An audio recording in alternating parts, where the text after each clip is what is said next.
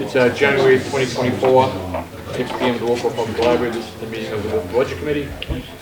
Tonight we're going to do the 2024 budget and also the loan articles, any other business, and approve of some minutes.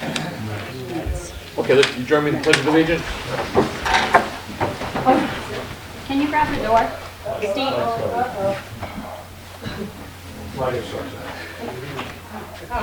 I pledge allegiance to the flag of the United States of America and to the republic for which it stands, one nation, under God, indivisible, with liberty and justice for all. Another thing you didn't know. Any public comment before we start? Seeing none, we'll move on. When I was in Does the town manager have anything to talk about this evening? Mr. Chairman, you had asked me to make $75,000 worth of cuts to the operating budget. I have $29,000 worth of cuts to propose to you. That would be in line item 01415550/1/210. That would be health insurance. Recommending we reduce that line item by $29,000. We have onboarded an individual. The onboarding of that individual is a reduced plan with significant savings. And if we are able to successfully hire a town engineer, that won't happen until most likely they won't come on board with the health insurance until May. So based on those, I am recommending $29,000 worth of cuts to that line.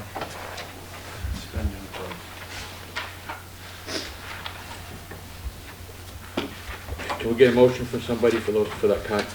So moved. In a second? Second. Any discussion? I do have one discussion. The select board voted that on Wednesday evening, that they already cut that, so We voted, we can't cut the budget, you're the only one who cut the budget.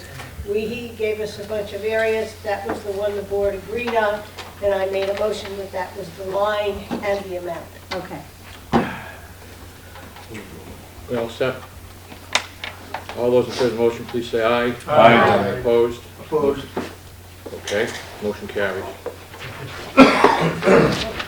Who is the one opposed? Paul.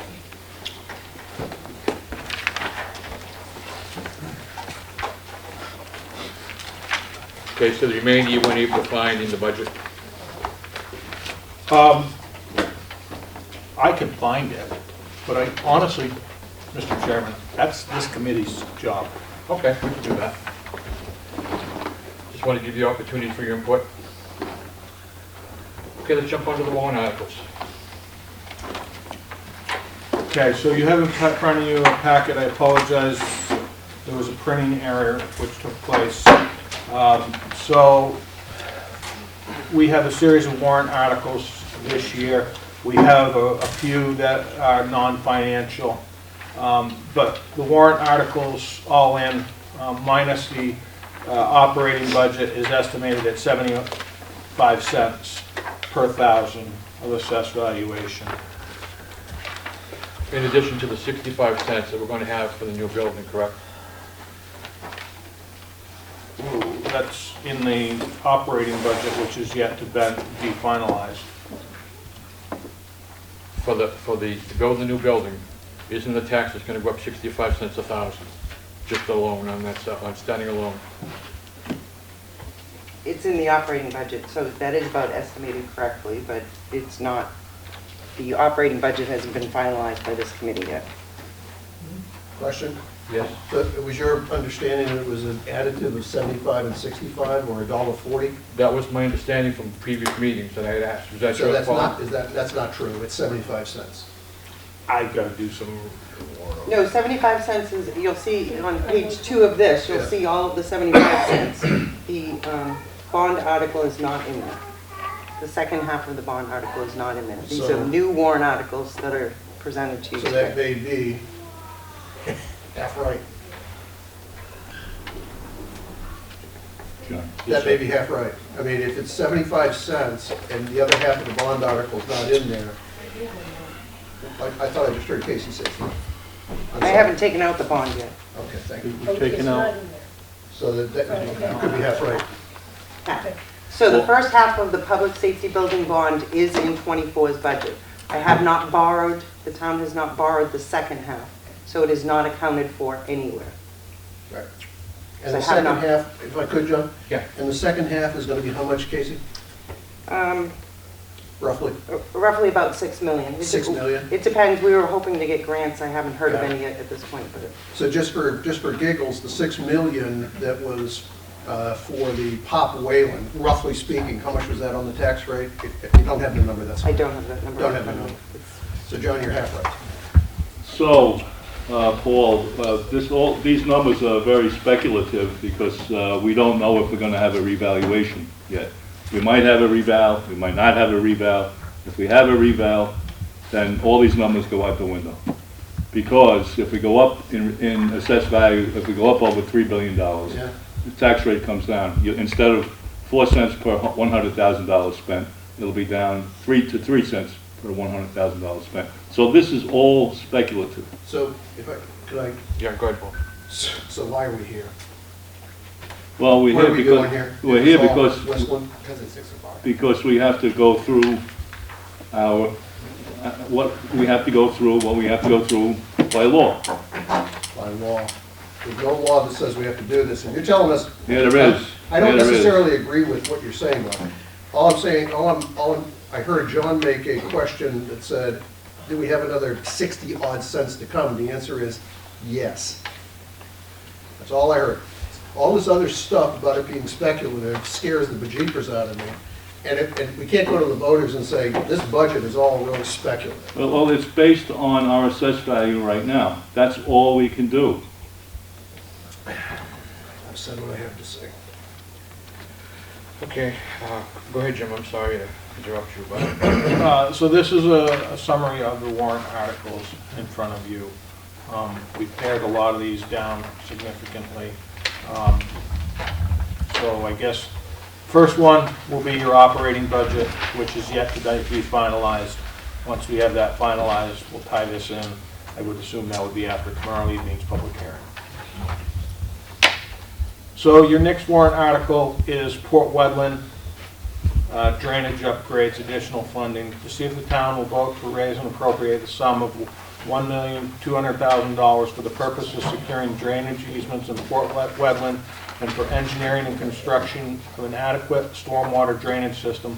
Further, to authorize the issuance of $769,710 in bonds or notes for this project in accordance with the provisions of RSA 33, the Municipal Finance Act.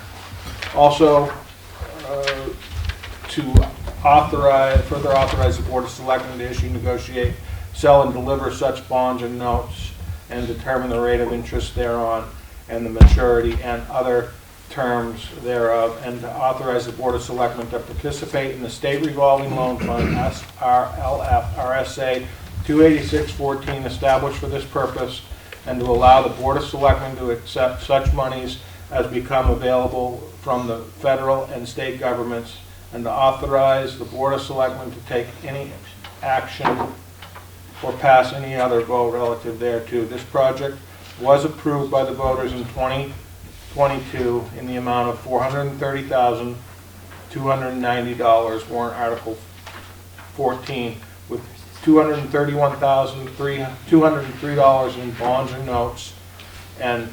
$199,087 in funds from the American Rescue Act. This warrant article, if approved, will provide the additional funding needed to complete this project. We do not anticipate any tax rate impact in 2024. We're currently working with state to determine what the tax rate impact may be going forward, depending on a 10, 15 versus 20-year bond, what may be available through the state. So in 2022, we went through and we had this warrant. The warrant overwhelmingly passed at town meeting. What we have for a problem here is the original design in 2022 really was inadequate based on the significant grade at the location. Basically had a straight culvert going directly into Winter Harbor. As a result, we re-engineered the project. Rain events are becoming more burdensome on our storm system, and this is developed for a 10-year storm. We have known runoff into Winter Harbor creating problems. We're seeing the increased water runoff due to the increase in storms. And this is all concentrated within the towns right away. It is creating damage to some of the waterfront there, and as a result, the Port Wetland Association is looking to contribute. We're working with them on a MOU. So our solution is, we went forward with a new design, which includes a series of step downs versus a straight culvert. 36-inch culvert rather than a 24. Right now what exists is a 24, which reduces to a 12-inch diameter culvert. This project is supported by the Winter Harbor Sub-Watershed Study. We are currently working with Stantec, who's our contracted engineer, and the Property Owners Association, as they have to sign off on documents with DES. We've developed this plan with DES. It's in permitting right now and going through their review. We haven't been awarded state revolving loan fund, and as you saw, were awarded some ARPA funding. We have a couple of easements to secure. We can't finalize those easements until such time that the project is completely approved by DES and we have authorization to borrow. So at that point we will secure those easements, sign those easements, concurrent with the contract signing if this project is awarded out. The town's committing to maintaining the water system and stormwater improvements and mitigation, and the association has agreed to financial commitment, and we're working on a MOU. So the original project was proposed to go through permitting, engineering, and easements in the summer of 2022, bid for the fall, winter of 2022, with construction to start in the spring of 2023. Permitting and engineering and easements are all underway now. We're hopeful this winter and the spring to get bids out. If we can get this warrant article passed, construction would most likely start in the spring through the fall of 2024, potentially into the spring of 2025 for final closeouts. Here's a couple of pictures of the area in question. You can see the run out into the roadways. A lot of this will involve replacement of culverts in driveways, etc. Here's an idea of what we're talking about in the step down. The original plan just had a straight pipe that went from the top all the way to the bottom into the lake. This has a series of step downs. Those step downs are hopefully, the intention is to slow down the water, and there is some, for better terms, cisterns to be able to catch water, catch some sediment before it sends it off to the lake. The 2022 authorization you will see on the left-hand side of the screen, and what we're looking for going forward is our previous authorization plus the $769,710 to make up the $1.2 million for the complete project. Board of Selectmen held a public hearing on this bond last Wednesday evening. Select Board held a discussion, and right now the only outstanding item that we have is a 10 versus a 20-year bond. We'll have more information on that before we do the deliberative session, and the Board of Selectmen voted in favor of this project 5-0. Specifics regarding the project, Steve Randall will be able to answer for you. Short of that, I can try to help. Question. Go ahead. It may be just a clerical error, but I noticed on page 4 in the article of Port Wetland Drainage Upgrade Additional Funding, you indicate that the Budget Committee voted for it 8-0. We haven't voted for it. This was last year's or in the 2022? No, the additional funding is what we're They made a talking mistake about. and put it over onto the Yeah. one that's written. All right. It's just an error. My That error. just needs to be I scratched just out. want to make sure that that's understood. We haven't voted on it. Okay. So from a select board standpoint, the couple things we wanted was, we want to make sure that we see an MOU. We want to make sure that all easements are recorded correctly. Me personally, I'd like to see the $100,000 from the Port Wetland Association up front. Or if they're going to pay it over a period of 10 years, to have interest calculated into it based on whatever the, whatever inflation is. But that was just my thoughts. Having the necessity to clean the water and knowing that we've already gotten $330,000 or $39,000 in either grant money or money from Port Wetland was the thing that pushed me towards this project. Question? Go ahead. Thank you. The original warrant is non-lapsing? That's correct, bonds are non-lapsing. Okay, just wanted to double check. And to Select Person DeShay, so I think I understand that a third of the 100 is upfront, and then the other 2/3 is to be paid over 10 years? That was the original agreement, that was basically a verbal, Yeah. there was no written commitment, but that was the original plan. So this isn't going to be a 10-year project, it's going to take place probably in a year, year and a half. Who's paying the other 70? I would say it would be the town. So the town is fronting that extra 70? Well, when we do a betterment assessment, if you do that, you always have interest in it. So I would assume, and I agree with Brian, that you would do it with an interest in it. Yeah, And I don't see us doing a full betterment assessment for Yeah. that small amount, but I think we should structure it similar so we get the interest. So there's a, in the summertime, the select board reviewed and approved a betterment assessment program for people who wanted to get their roads and their streets kind of adopted by the town. And I think, I haven't read it, but I think that required that everything had to be paid up front. That So- does not apply to this project. So it's a different one. This project is all town water on town roadways.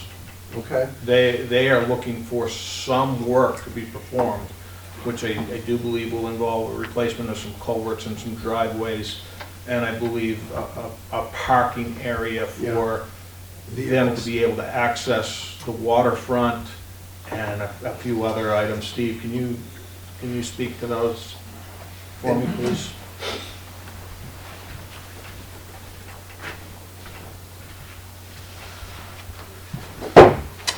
So the main part of why Port Wetland is buying into this is because town water runs down over that hill, if you're not familiar with the area, if you are, and washes out their beaches in their whole area. They are kicking in to help stop that problem, thus the erosion and everything of the lake. There is some driveway culverts, like Jim had said, up along the line that are gonna get replaced as part of this plan. And their main function for kicking in is to keep their beach from washing away Yeah, and to help protect the lake. yeah. My understanding is this is only going to address at Port Wetland the water that's coming down our roadway. There is other water that comes down over private land that goes in there, that this is not going to do anything for. It's only the water and the drainage on town-owned road. Correct. Right now runs right down that road, right down that hill, right down over the wall, and blows out right where they park the boats and that whole marina area. I have a question. Go ahead, Barbara. So the $231,000, was that already bonded?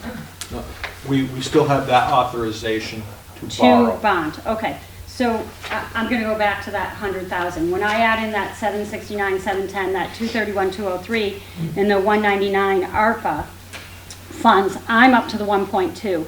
In this warrant article, I don't see that 100,000 anywhere when I add those numbers together.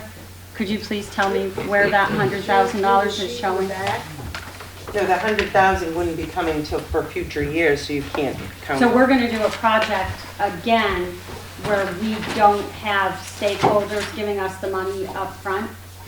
It was 30%, that's what we're talking about, and then we would have them borrow the rest from us, which is what Brian was talking about with interest, which is similar to what we do with a betterment assessment. They don't pay us the whole thing up front. If it's a private road and we redo it, all the expenses are put in it, and then there's a betterment assessment, and we get paid over X number of years. Okay, so part of this betterment assessment is not in this warrant article, and I attended the meeting, and I've obviously been following this, and when I hear things like we're gonna build a parking lot for golf carts, No. I'm a little worried about that as a citizen, when I'm not seeing that in this warrant article, But we're not- that 100,000 that they're committing to this bond. It's right here in the warrant article. I see 100,000 that was in the 2022 warrant article, which is still in place. It's in the first sentence down. You can see 100,000. And I think at that meeting, I made it very clear, I asked Steve, is the town going to build an area for their golf carts? He said no, that the part that they used to have that was blacktop is going to be gravel. Correct, it's gonna be erosion stone now. Stone. So what Mr. Tobin, I think, was alluding to the other night at the meeting was, however he wanted to do it, they're kicking in this, they were hoping to get, have this area, the last round of plans that came through did away with that paved area. That was all, that's paved now. They weren't getting anything extra, they're actually gonna lose that space. So I'm still a little concerned, when I read this warrant article, we technically do not have in this warrant article, which will supersede that other warrant article, that 100,000. Those are together. It doesn't supersede. It doesn't supersede it, it adds to it. But we're bonding that 100,000. That's not was that written in the last warrant article that we were bonding that 100,000, or were they just giving it It to us? says that they are going to give us, and that's when we're talking about getting the 30, and then getting a loan for the other. That's what I'm asking. Can we go back to the last warrant article where they did the 100,000? Was that part of the bond, that original? Nothing's been bonded yet. No, but. I get that, but that number's in that 231. But I just clarify, I think what we're missing is that the $430,000, $430,290 included the 100,000 from the association, and that's been carried over into the 24 numbers. It technically hasn't, and so you are correct. The 231 and the 199 equal the whole 430,000. Right. The 100,000 is expected to So come we're still in. expecting to get that. Right, it's still expected to come in, Upfront. but it's not going to be upfront. So you can't count it as a current year donation. No, the verbal agreement is 30% of that 100 would come in upfront. The other 70 would be paid over 10 years. That's not what was in last year's warrant article.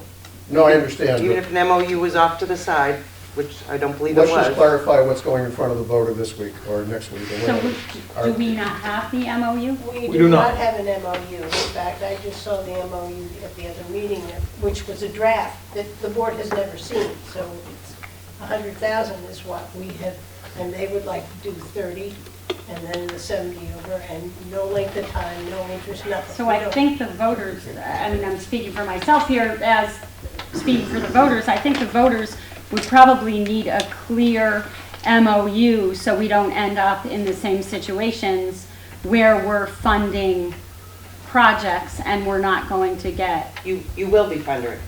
Like a betterment, we have to upfront cost, do things, and the MOU is money coming in. And if you look at the 3 pieces in the prior year's warrant article, you didn't need all 3 pieces to get the raise and I get appropriate. it, I'm saying though, moving forward, we learned an important lesson that we sign MOUs before we do projects like this, and we let the voters know that those MOUs are in place. But the MOU That's all I'm has- saying. The MOU has nothing to do with this additional funding. And at the end of the day, this really is all a town project. If you can be very generous to donate the 100,000, they could say no, and frankly, we would still be doing this project. Then take the 100 out. It's not in there. It was previously done 2 years ago. If you look at today's warrant article, it's not there. Well, I thought It's in the that prior- was building on the other one. It is in the prior commitment. That's I correct. think it is there. It is. John, can I ask a question? Yeah, go ahead, Matt. How long will it take to get the MOU? So it's in draft form now. Again, it was something that I had never saw until I got it and forwarded it to the board last week. So we haven't even negotiated based on my just seeing it last week. It was a previous director of public works who had it. So how long would it take to? You know, the board, we haven't seen it, we haven't talked about it. That's, one of the issues here, no doubt about it. We don't have it, I don't have it, I can't tell you I do, I know, I can tell you what it said. We as a board haven't had an in-depth conversation about it, so I can't tell you where the other board members are gonna go. I'm just wondering what the timing would be. I don't know. It wouldn't be until the next meeting at the very, very earliest, which, John, Yes. so what's the recommendation? Accept this? What are you recommending we do? that's what the board did. Well, they already have. No, what are you recommending we do, given the questions we've asked? I think you should move forward with it. I started this rodeo, so my concern is that we're fronting $70,000 that may have been in the past, may have been, may be today, there's some confusion as to where it is, we're fronting $70,000. If we are able to get the $70,000 with bank interest or some kind of a loan interest, the current rate is about 5.5%, that's great. If not, then I would recommend a restructuring of the document. And definitely recommend an MOU. I wouldn't mind just getting the interest, whatever we get their rate on the bond. Well, that would be fair, That's fair. whatever the bond rate is, that would be fair. I think you got pushback though from, is it Mr. Tobin? I think you got some pushback that said, excuse me, that was in the MOU. But I think it was a verbal agreement. No, well, it never came before the board. I never laid eyes on it. Nor did I. Okay. He put it out, so I don't know. So it's a legacy, we gotta mop this one up. Correct, no doubt about that. Yeah. Paul, it would be probably more accurate to say we're fronting 100,000. We are fronting the 100 grand. Not the Well, we're fronting- 70, No, they're gonna give us 30% up front. but there's no commitment. That's true. So maybe what we do is we take the That's 100,000 out of here No commitment. Take it and out. take the whole thing from us, and if we can get the 100,000 from them, we're lucky. Right? There's the other way, or we pull the whole warrant article. We got a couple choices there. Now, we gotta remember why this all happened. This whole warrant article started because they did come to us and say, help us with our beach. It's a mess. So that's, this might have gone underneath our radar, or we might have done a more minimalistic fix like was originally planned, Correct. had they not come to us. So this is a private-public partnership. And the $100,000 is, I think, a good portion for them to give us. However, we can't have taxpayers pay the interest on their $100,000. That's just not right. Again, the thing that flipped me was the need to protect the lake, and that we are getting $339,000 or $329,000 in total grant and donations for the project, which is substantial. That's 25%. That's a decent piece. So I'd be comfortable if the town were to somehow remove, expunge, whatever the right words are, any reference or any to the 100,000, just say, we need to fund this all by ourselves as a water quality project, let's pay for it all. And if we get extra donations, we're better people for it. And I made a motion that we didn't put a shovel in the ground until we had the 100,000 and we had the easements. Yeah. That's another way you do it, but it's harder to explain if that's in there, but. So it looks like the cost to the town of the project has quadrupled approximately. Correct. Yeah. Quadrupled. Change of Why? design. Because originally, the engineering was supposed to be for a, go ahead, you want to do it? So originally, it was a 24-inch pipe, straight shot from top of the hill to bottom of the hill. Okay, That won't work. why not? So the force and flow of the water, number one, the water, the hydrocalcs don't support a 24-inch pipe. Can't handle it. There's too much water. So then they started to do experiment with the calcs for 36-inch pipe. That worked. But because of the flow and the velocity of the water, as it comes down to the bottom, if you look at the plan, it's down the bottom of the hill and it takes a turn. So as it stands without the drop downs, it would actually blow that structure apart, it would blow the concrete apart because of the flow. So now you add in step downs every so feet with sumps in them to help. Slows it down. Slows it down, also catches sediment as it goes.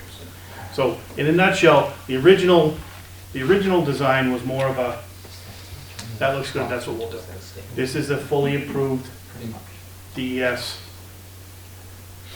approved plan for a 10-year storm, which, as anybody can tell lately, we seem to get those every other week. Yeah, the original engineering was done before we had those two really big storms that all of a sudden completely washed out the area, and then it was revisited and looked at and said, wow, we need more than what this is planned.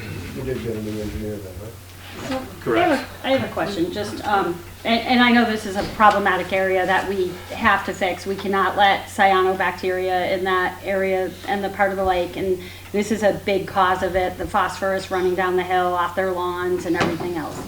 Is part of this MOU in any way that's gonna come back on them, that they as a community are also gonna be better stewards of the lake through there by not using phosphorus or other things?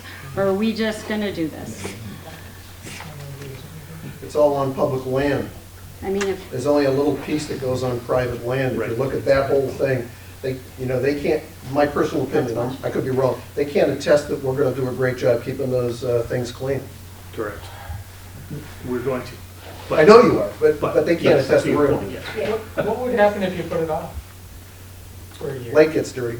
Lake's gonna continue, we will have the continued erosion and what unmeasurable affects the lake. That's the, And escalation. well, yes, I think and that's gonna be our escalation. biggest. You know, what cost $5 this year is gonna cost $8 next year. Okay. So what do you want to do, Jim? You want to stay where it's at and take a chance of getting a split vote or not getting the support, or what do you want to do? The Board of Selectmen has forwarded it. Yep, they have. It's in your hands. The other portion is if you put it off a year, maybe they pull back to 100,000 and they say, now we know you're doing it anyways, oh well, and then we just cost the taxpayers $100,000. But they haven't given the 100,000. No. But, Nor do we have an MOU that says they are. Yeah, we don't have an MOU. Yeah, that could be a red And herring. it doesn't sound like we're gonna have the MOU in time to vote. so Steve, can I ask you a question? Sure. So part of this, when they were speaking the other night, they were talking about like their parking lot, which obviously worried me when people are talking about betterments for their golf carts. Yep. It throws up that little flag and, you know, makes you wonder. I think obviously the project is worthy. We want to protect the lake. We want to make sure there's not cyanobacteria going in there and other things, you know, the phosphorus to increase it. What part of this budget, if they didn't contribute, what amount of that work would you not be doing? This For is- like their driveways or whatever else? No, we have to do all of this. This All is of a full tie-in. Yeah, Okay. there isn't something we can say, well, we'll cut out this part because they don't give us $100,000. Okay. It doesn't, what from my perspective, mind you, their contributions are not, this project is this cost Okay. to do this period. So we're not gonna repair their beach for them? We're not or- doing anything on the beach. Okay. The parameters of that plan are quite specific, where we can go, where we cannot go. Okay. And everything is designed around that outlet and everything down through there, so.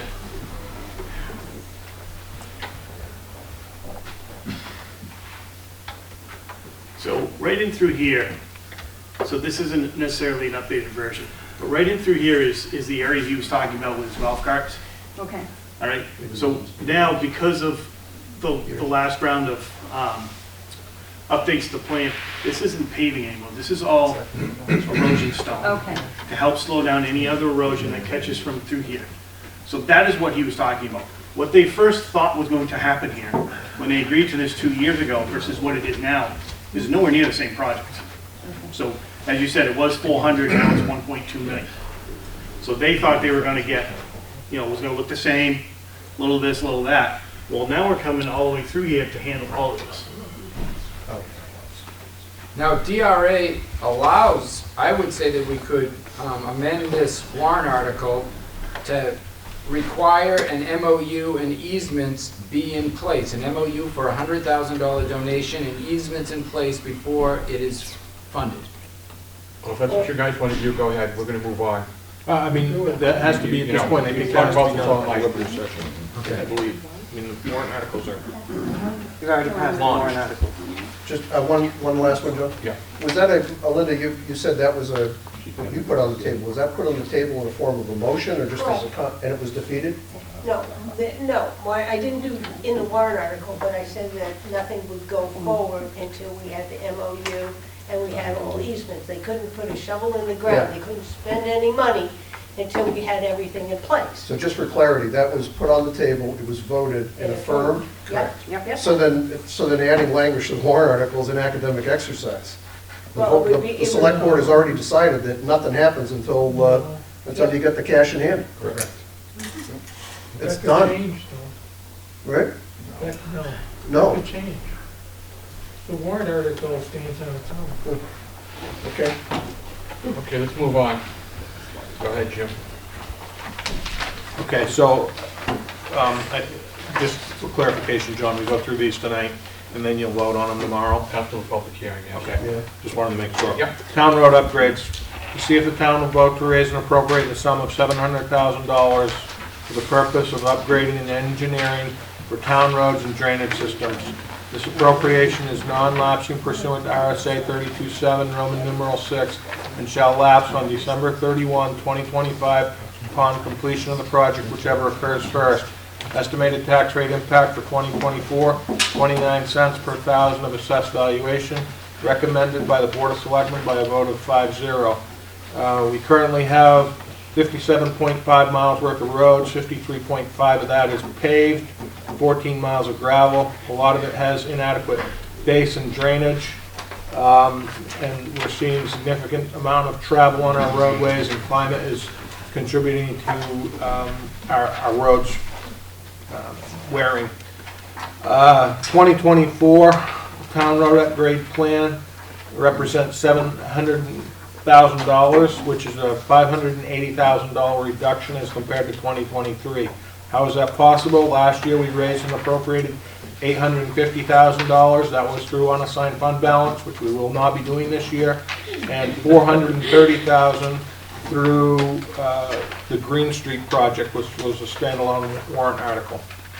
Drainage is critical, and moving forward, we plan to address that with future infrastructure needs. A solution, annual road upgrades, work depending on road condition and location. Try to follow our road surface management plan as much as we can in conjunction with water and sewer projects to replace culverts, place additional drainage into the roadways, pavement overlay, reclaim wear bases and coats, and rebuild road bases. I'd also like to note that Department of Public Works is no longer doing road construction projects. Rather, we're contracting these projects out. So the 2024 road upgrade plan is Pleasant Valley Road overlay, $250,000. Work on the Townsend Dam outfall, $110,000. Dirt road upgrade, $75,000. Beach Pond section, $100,000. Upper Haynes Hill reclaim and base, $150,000. Culverts, $15,000 for a total of $700,000. Any questions you have can be directed to Steve. Question. Go ahead. So 6 or 7 years ago, when did the Underwood Engineering Road Service Management Plan come out? Was that like 17. 17? 7 years ago, 6 years ago. And at that time, the Public Works Director said $1.2 million, $1.3 million just to tread water, $1.3 million. So how do we square with a voter where we said it's $1.3 million in those dollars, which is, before inflation took up? How do we square with the voter that we're now at 700 and we should have been at $1.3 million, whatever the growth rate? How do you explain that one to the voter? Frankly, we're doing what we feel the voters can afford. If we were to follow that road surface management plan to the letter, there's no way we could afford it. No way. Okay. We'd have to cut the rate of growth on other things. Correct. Okay. Thank you. And this is prioritization, I guess. What's So going to get done. it's taking into account the service manual that I have, along with our budget and things that have to happen, so. So, can I ask a question? Sure. What happens to Pleasant Valley Road overlay if you don't do it this So, year? we have, as you know, last year, we did the reclaim and the base on close to a third of it. So that's what's called winter binder. That's good for a couple of years. Much past that, it's gonna start to separate, because it's only a binder course, it's not a top coat. So it's gonna cost us more down. It's gonna cost more down the road. Okay. The other parts of that road, there's a few here or there with some D-lanes. You'll see the potholes. Those will get fixed in this plan and then overlaid. Some of the roads we have in town are actually in okay shape, and if we can get to them soon enough, we don't have to rebuild the whole thing from scratch. I believe somebody asked me about Sewell Road not too long ago in here. Yeah, and why I had that on part of the plan. It's for the same reason, because there's a good chunk of that road that's actually in decent shape, but it needs the overlay to protect it for another 10 to 12 years. If we don't do these, they go beyond the point of salvation, and then we're either regrinding or we have to start So from Pleasant scratch. Valley Road cannot wait another year? No. Okay. Okay, I guess we can move on, Jim. Thanks, Jim. Police vehicle replacement, to see if the town will vote to raise and appropriate the sum of $74,000 for the purchase of a police cruiser replacement vehicle and ancillary vehicle equipment, with $3,000 from police detail revolving fund created by warrant article 23 in 2006, which is accumulated from special details. Estimated tax rate impact for 2024, 3 cents per thousand assessed valuation, recommended by the Board of Selectmen by a vote 5-0. Here's a itemization of the police vehicles which were in service effective August. As you can see, a number of these have excess of 100,000 miles on them. I believe a couple of them have been removed for service, and Captain Libby's here to speak on behalf of this warrant article should you have any questions.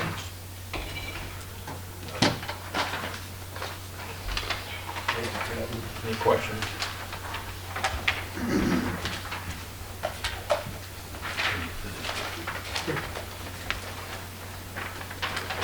I have one question. Go ahead, Brian.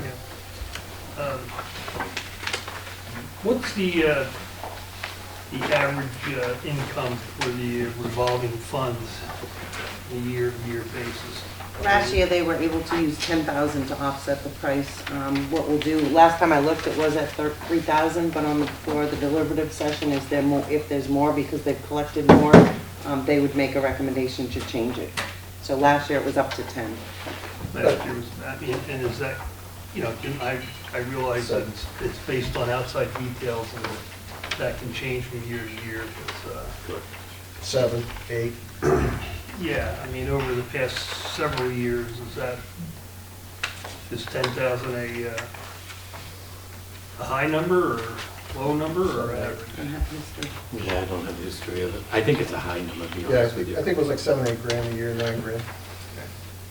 Yeah, I think you're in between probably 5 to 7 is probably average. And for a while, they weren't pulling anything out of it, and accumulating and accumulating. We had to go through this whole thing of sorting out why it was happening. We got that sorted out, and then I think you bought one cruiser with it, Pretty much. and then they've constantly, each year, been doing what they should, taking that out towards the vehicle. That's what I thought I remember that. Yeah. One year there was quite a bit of that. Yes, It was a lot. and that was because for Wasn't- multiple years, they wasn't hadn't being taken used. anything. Yep. Mhm. Any other questions? Yeah, Bob? okay. So you alluded to one officer lives in Alton and takes a cruiser home. How many of our cruisers go home with officers at night? That are contracted. There's 3 of us. 3. Well, no, 4. 3 contracted, but Detective Ticklin's home too. How about the SRO? No. And then my other question is, on our largest events, how many of our vehicles are being used on those days, like July 4th? How many vehicles are, All of them. every single vehicle is being used on July 4th? Yes. Every vehicle and every officer works.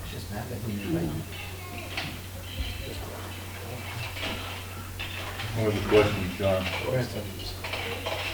Mark, you have, what, 11 cars up there plus a trailer? Yeah, so the Tauruses are gone. You have you have 2 Taurus vehicles up there, they're gone? Yeah, Oh, okay. they're done. So right now we have 9 in operation. The new one will make it 10, and that's where we're going with. So what car does the detective have then if he doesn't have a car? What's he driving right now? Yeah, One of the Explorers. okay. He takes what's available. Thank you. Yeah. Anyone else? Okay, we'll move on. Okay, Public Works Vehicle Equipment Replacement Capital Reserve Fund, to see if the town will vote to raise and appropriate the sum of $380,000 to be added to the existing Public Works Vehicles and Equipment Capital Reserve Fund, which is under the custody of the trustee of trust funds, the selectmen designated as agents to expend. Estimated tax rate impact for 2024, 16 cents per thousand of assessed valuation, recommended by the Board of Selectmen by a vote of 5-0. 2023 anticipated capital reserve fund balance for your information is $96,000. So the goal of this capital reserve fund is to replace the fleet and equipment in the Department of Public Works without creating significant spikes in the tax rate. Department of Public Works, Highway, Solid Waste Division have more than $5 million in vehicles and equipment. That's why this fund was set up. Inventory and vehicles with current replacement costs is what we're looking at. So going forward, we're requesting capital reserve funding, the amount of $380,000, which is an $80,000 increase over 2023. Our goal moving forward is to keep this at or below $390 through 2028. Steve's gone through, he's created a complete plan for the next 11 years. Very much mirrors what the fire department does with their capital reserve fund. Over those 11 years, he's looking at 30 items to be replaced with an estimated cost of $4.45 million.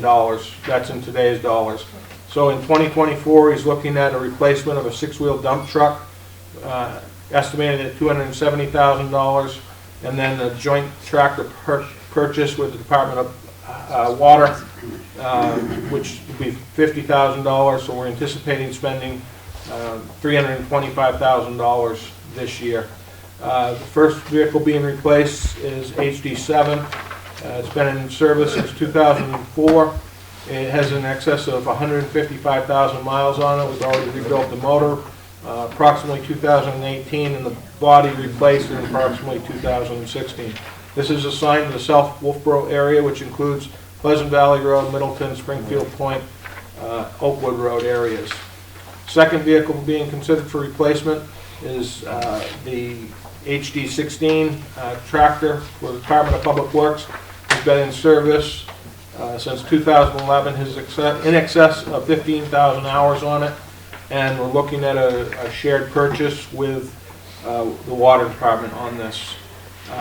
Steve will be able to answer any questions you have regarding this program. On the point, I think you said 2011, it's 2001. Yes. Sorry. Question? Yeah. Is the shared 50/50, is this a skid steer that we've been talking Yes. about? Yes. That's good.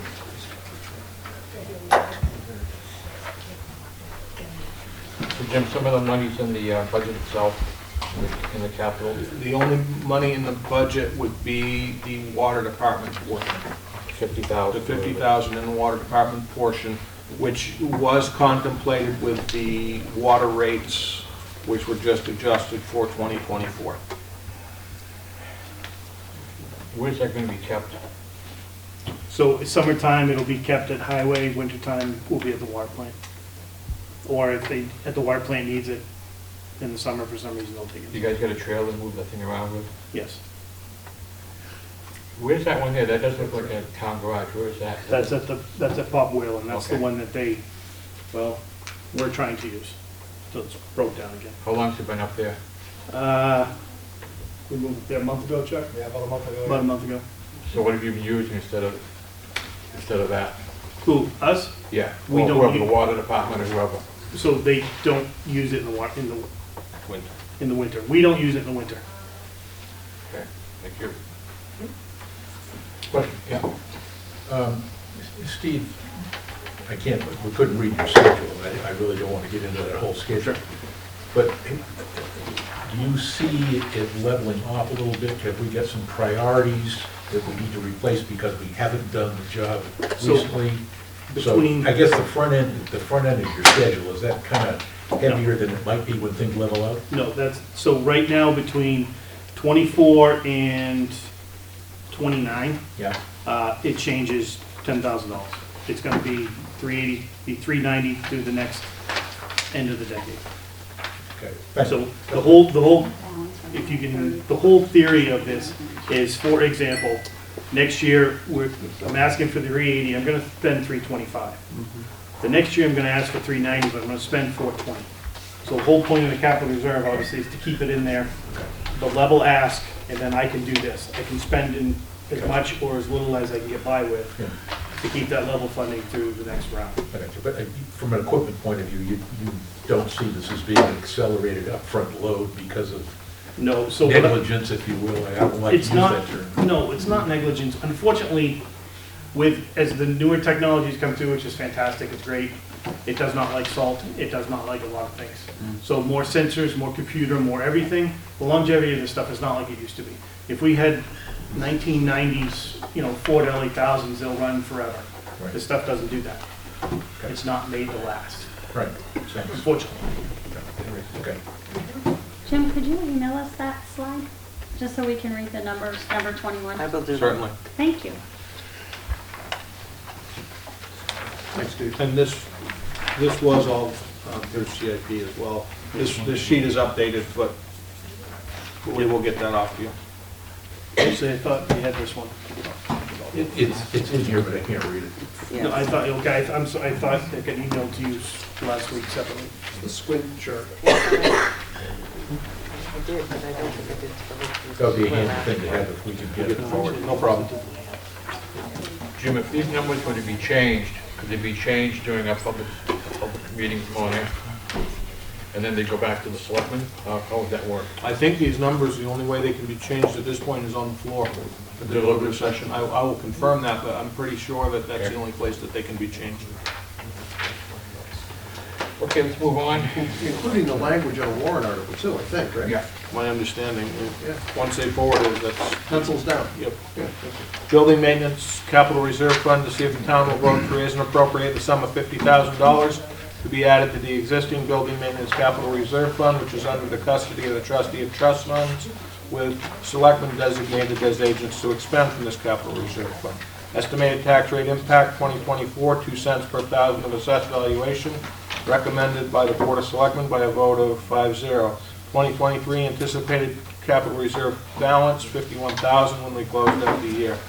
We have 31 plus buildings that we are in charge of taking care of.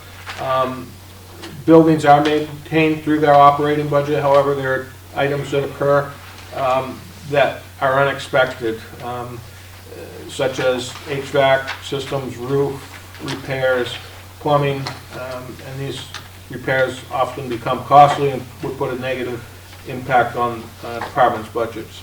That's why this fund was created. It's also been used for repair to siding and painting, so it helps us with some unanticipated repairs. I can try to answer any questions you have about this. This has been a fairly standard warrant article for several years now. Any questions? Is there a list of target buildings that get the treatment next year? So it's my understanding, and Steve Randall's put together a quote, there's a vision to get some work done on the community center. Short of that, at this point, Paul, no, there's some maintenance that's got to be done at Town Hall relative to painting.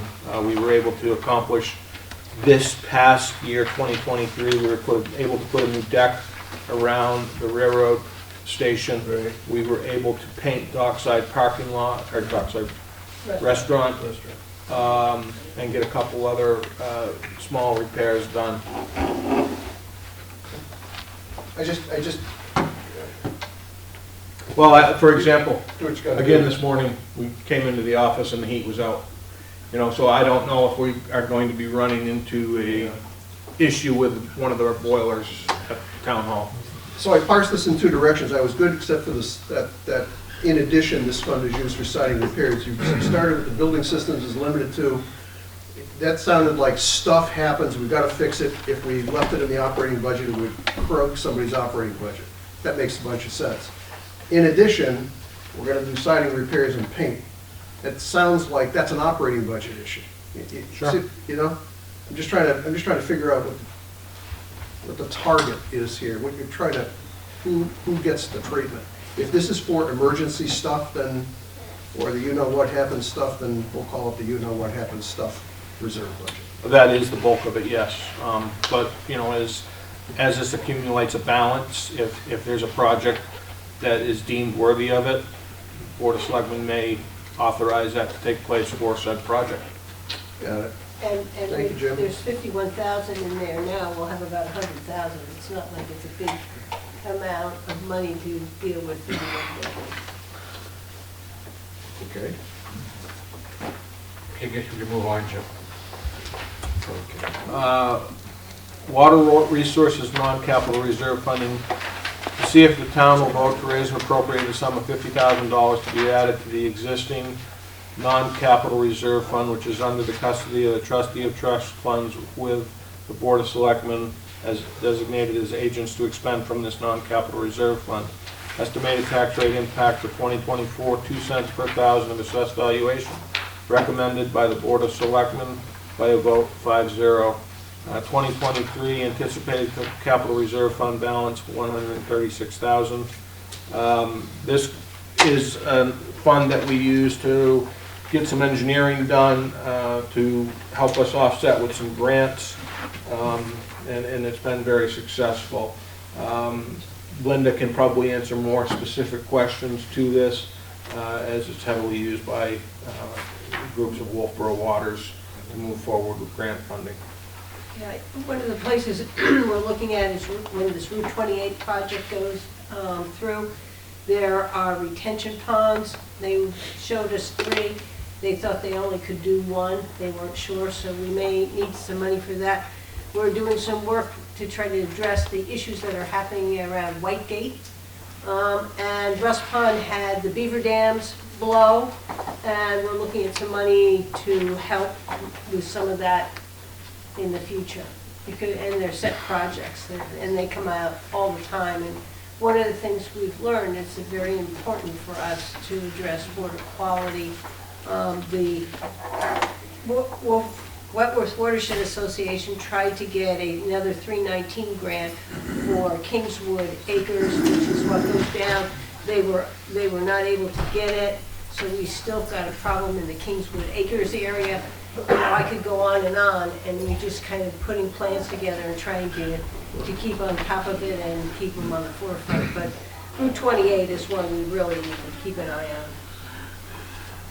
So I got a question. Linda, when we first started talking about this, I thought that, how generous is the state with these 319 grants? I'm getting the impression that they're pulling the money on a lot of these things. Well, I think with the Wentworth Watershed, they have had a watershed management plan for 10 years. And they've gone down and gotten 319 grants, and they're down on their, you know, I think it was 14th item on their plan, and it seems like the state is giving the money to those who have a new plan and they have 1 or 2. So the Watershed Association is going to redo their plan. They're paying for it all. And then we may have some more luck. They are looking, I think they did a 603 grant. I think we have to look besides just 319. And on the South Main Street project, how much money you think of local money do you think we're going to have to spend on Route 28? Not counting anything to do with water. I think at one time the quote was $2 million. Well, I'm thinking about water. Water I can't tell until they put their plan together. I don't know now. The water drainage plan is the last thing they do. And every time we've gone, they've had a bunch of places where they'd like to, but they hadn't done enough of a study to be able to tell me. Well, I don't want to get off topic with this tonight. That's not pertinent to this warrant article, but at some point, I'd like to talk about this a little more. Okay. And we'll get you to a Wolfeboro Waters Committee meeting when we talk about it. We can move on, Jim. Abenaki ski area capital reserve funding to see if the town will vote to raise and appropriate the sum of $25,000 to be added to the existing Abenaki capital reserve fund, which is under the custody of the trustee of trust funds with selectmen designated as agents to expend. Estimated tax rate impact 2024, 1 cent per thousand of assessed valuation, recommended by the Board of Selectmen by a vote of 5-0. Estimated capital reserve fund balance at the end of 2023 is $79,000. I received late this afternoon, I wasn't able to get it in, the capital reserve fund calculator for this. We have a replacement that is going to be staring us in the face very soon with this groomer. We're having a lot of mechanical issues with it, a lot of breakdowns. And I would anticipate that next year there may be an increase in this ask for the replacement of the groomer. It was down the past couple of days, right? By the grace of somebody who came up before the weekend, right? Correct. Jim, can you see about what it would cost to lease one of those? Yep.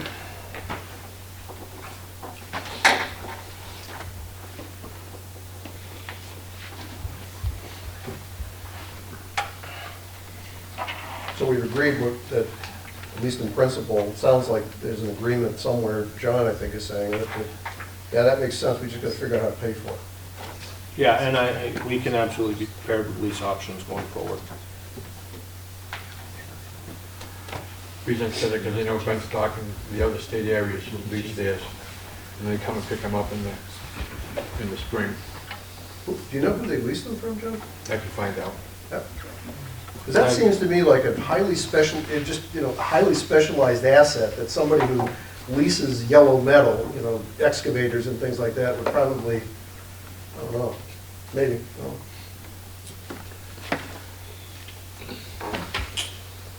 Okay, Jim, let's move on. Tree removal and replacement expendable trust fund to see if the town will vote to raise and appropriate the sum of $25,000 to be added to the existing tree removal and replacement expendable trust fund, which is under the custody of the trustee of trust funds with selectmen designated as agents to expend. Estimated tax rate impact for 2024, 1 cent per thousand assessed valuation, recommended by the Board of Selectmen by a vote of 5-0. 2023 estimated capital reserve fund balance, $36,000. This past year, you will probably notice that a significant amount of dead and diseased trees have been removed within the right-of-way through South Main Street. We will not be replacing those trees until after the South Main Street construction project is complete. At that point, we envision planting some replacement trees. We still have got significant amount of work to do out Middleton Road. Steve's also got some other areas identified where we need to do some additional tree removal and planting. I can try to answer any questions you may have, or Steve can. We had a tree removal in the operating budget of the Public Works Department. Are we talking about apples and oranges, or are we talking about a big bunch of apples? Apples and oranges. Okay. So the operating budget covers trees more of on an emergency basis. So say like the storm we had a couple weeks ago, we had half broken trees, half trees that are down. That's more along the lines of what those are for. Okay. This is to take care of the trees that were identified in the tree study that we did a couple years ago. That is strictly for those trees. And that gets a contractor in here basically for 2 or 3 weeks straight. Correct. Right? Yeah. Okay. So your operating budget is for emergencies, this Yep. is more of a planned. This is a planned thing. My operating budget is for highway trees. Yep. Thank you. Answers the question. Miss Casey, do you know what the 2022 capital reserve fund balance was at the end of the year? Capital. Yeah, do you know what it was at the end? Okay, I'm Yep, sorry. hold on, yep.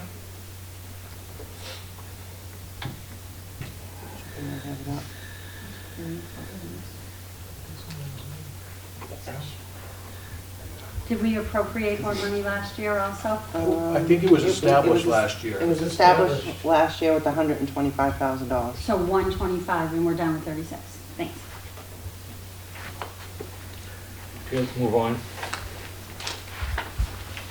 Municipal electric bucket truck replacement to see if the town will vote to raise and appropriate the sum of $400,000 for the purpose of replacing the 2014 Municipal Electric Department ME3 bucket truck and associated equipment.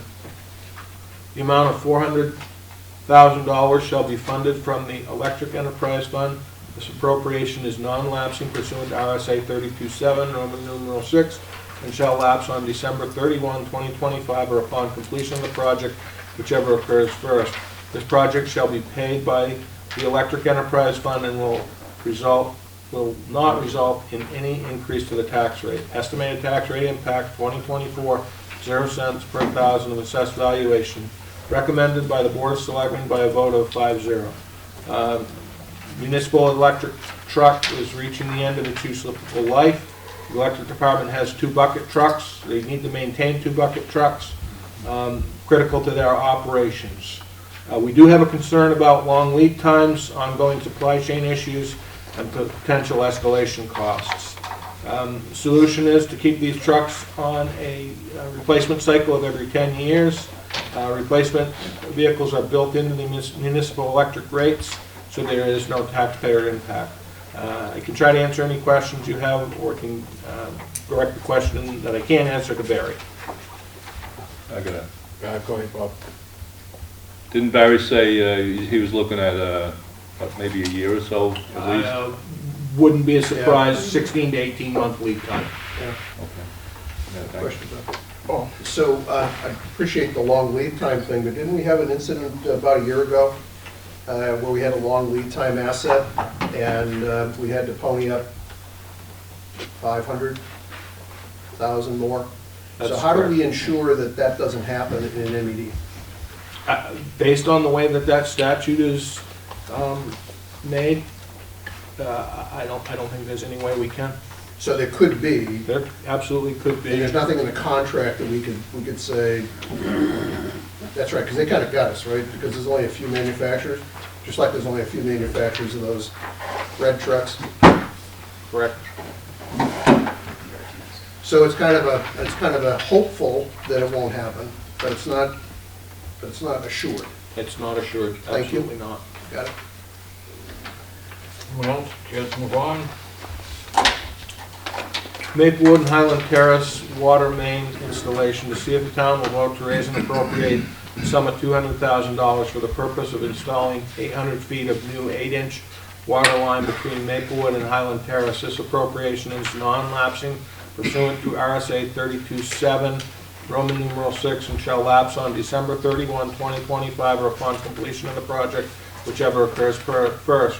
This project shall be paid by the Water Enterprise Fund and will not result in any increase to the tax rate. Estimated tax rate impact 2024, 0 cents per thousand of assessed valuation, recommended by the Board of Selectmen by a vote of 5-0.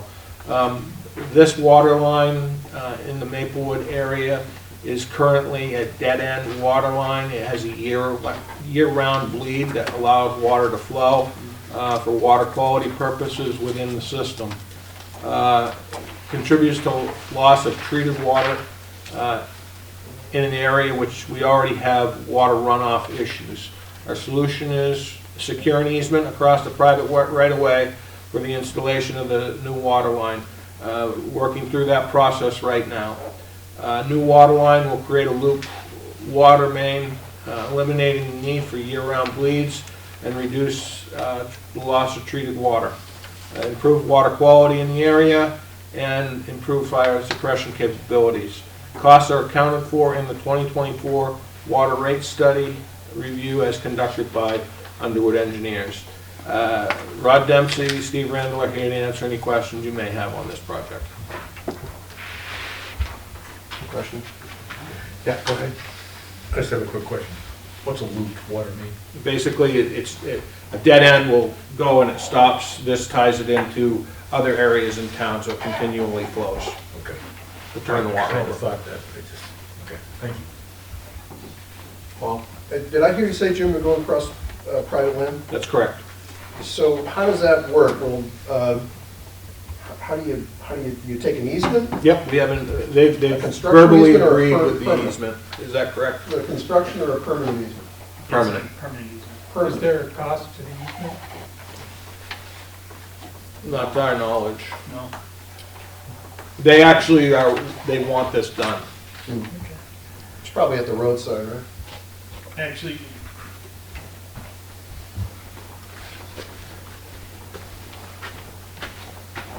it goes cross-country between the end of that extension road and Highland Terrace, but it's gonna provide everybody on both ends of that better water.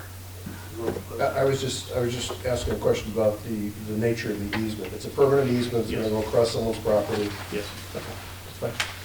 And they're kind of keen to wanting to do that? correct. Okay. Same principle will apply, no easement, no construction? Yes. You Okay, can't do thank you. something on private property without. Okay, thank you. Well, you know. Okay, move on again, please. Wastewater treatment plant capital reserve funding to see if the town will vote to raise and appropriate the sum of $175,000 to be added to the existing wastewater treatment capital reserve fund, which is under the custody of the trustee of trust funds, with selectmen designated as agents to expend this capital reserve fund. This appropriation will come from taxation. Estimated tax rate impact for 2024, 7 cents per thousand of assessed valuation, recommended by the Board of Selectmen by a vote of 5-0. Year-end 2023 estimated capital reserve fund balance is $7,000. Originally, they had $250,000 worth of work that they had proposed. In my conversations with the contracted operator, we were able to get that down to $175,000. So this is nothing for the future, this is something to take care of presently, problems presently. So, for example, the electrical upgrades, those would most likely be, if we do a renovation of the facility, those most likely would be would go with the upgrade, just like the pumps we did last year. Same with the aeration and blowers. The phase one of the catwalk replacement that happened a couple of years ago, we had a collapse at the retention pond, and we've got to get moving on a replacement for that. So that would be outside of it. Spray field improvements, that would be outside of the building, and our IB pump rebuild, that would be outside of any replacement to the major facility. Okay. Any other questions? Yeah, Yeah, go ahead. just, has that, the 175,000, has that been an ongoing number? That's what we used last year, it was the same number. Okay, thank you. Okay, let's go on. South Main Street, Center Street, the Smith River Bridge, sewer engineering, to see if the town will vote to raise and appropriate the sum of $200,000 for the purpose of engineering a replacement sewer line from South Main Street at Pickering Corner to the Smith River Bridge. This appropriation is non-lapsing pursuant to RSA 32.7, Roman numeral 6, and shall lapse on December 31, 2025, or upon completion of the project, whichever occurs first. Estimated tax rate impact, 2024, 8 cents per thousand of assessed valuation. Recommended by the Board of Selectmen by a vote of 5-0. This is basically some work to get us in alignment so that we can, I believe in 2026, go forward with a replacement in that area. This engineering will as well qualify us much better on the state revolving loan funds, based on hopefully getting this closer to a shovel-ready project in advance of asking for large funds to do the project. Steve, do you recall right off the top of your head what the estimate for that complete project was? For the sewer? Yeah, $4 million was the estimate for that project. Steve or I can try to answer any questions you have.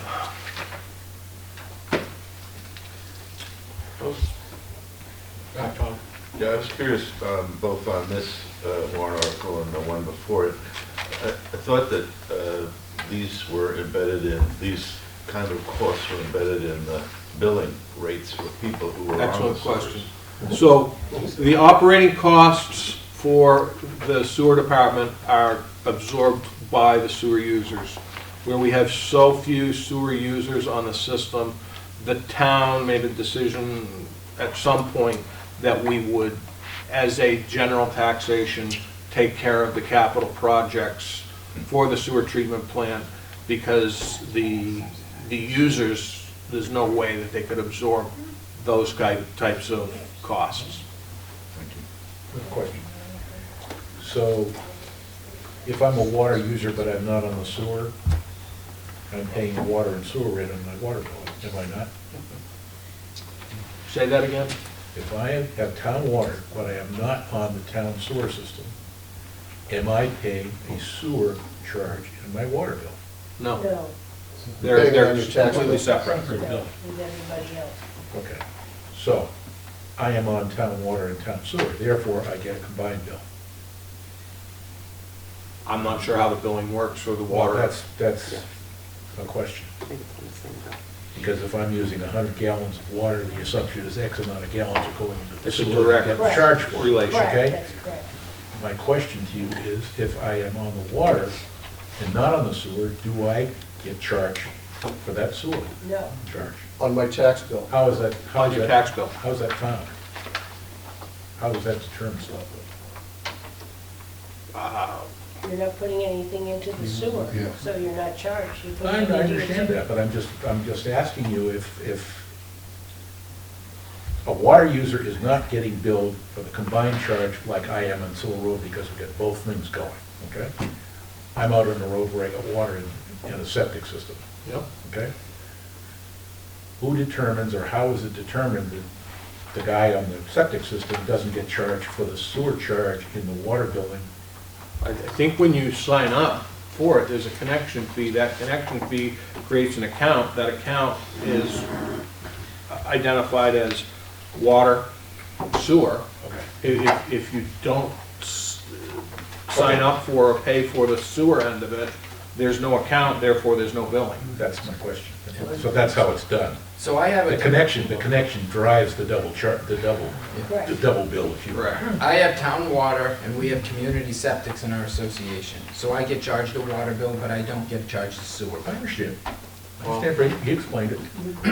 So, for people watching, so if you have private well, private septic, you pay for an increment of the sewer capital on your tax bill. If you have town water, private septic, you pay for an increment of sewer on your tax bill. If you have town water, town sewer, you pay for an increment of sewer capital on your tax bill. Sewer capital is always on the tax bill. Correct. Correct. That's kind of the, it took me a while to kind of suss that out. That's how it works. Okay, can I get resolved? I guess we can move on. Parks and Recreation tractor purchase, to see if the town will vote to raise and appropriate the sum of $100,000 for the purpose of purchasing a new Parks and Recreation tractor with attachments. Estimated tax rate impact 2024, 4 cents per thousand of assessed valuation. Recommended by the Board of Selectmen by a vote of 3-2. This is a similar makeup of what the department is looking for a tractor. This will give them the ability to do some work around their beaches, including cleanup, york raking, assisting, taking care of their own washouts, and road repairs at Albee Beach. Also be used for spring and fall cleanup after storms, walkway stone dust. We've got a number of walkways, loam, gravel work, and baseball field maintenance. Can help with cemetery cleanup, spring and fall, general maintenance, and assist around Abenaki with the cleanup around the Pop Whalen for snow removal around the building and pushing back up banks. It is anticipated to come with a forklift to assist with offloading of deliveries. Parks and Rec and Highway looked at this early last year. It was determined that they really couldn't pair the needs up. That's why Water and Highway did what they did. Parks and Rec really needs their own standalone tractor. Christine's here to be able to help answer any questions that you may have regarding this proposal. Jim, how have we survived without one all these years? How have we been able to do the job without one? Here's a new home.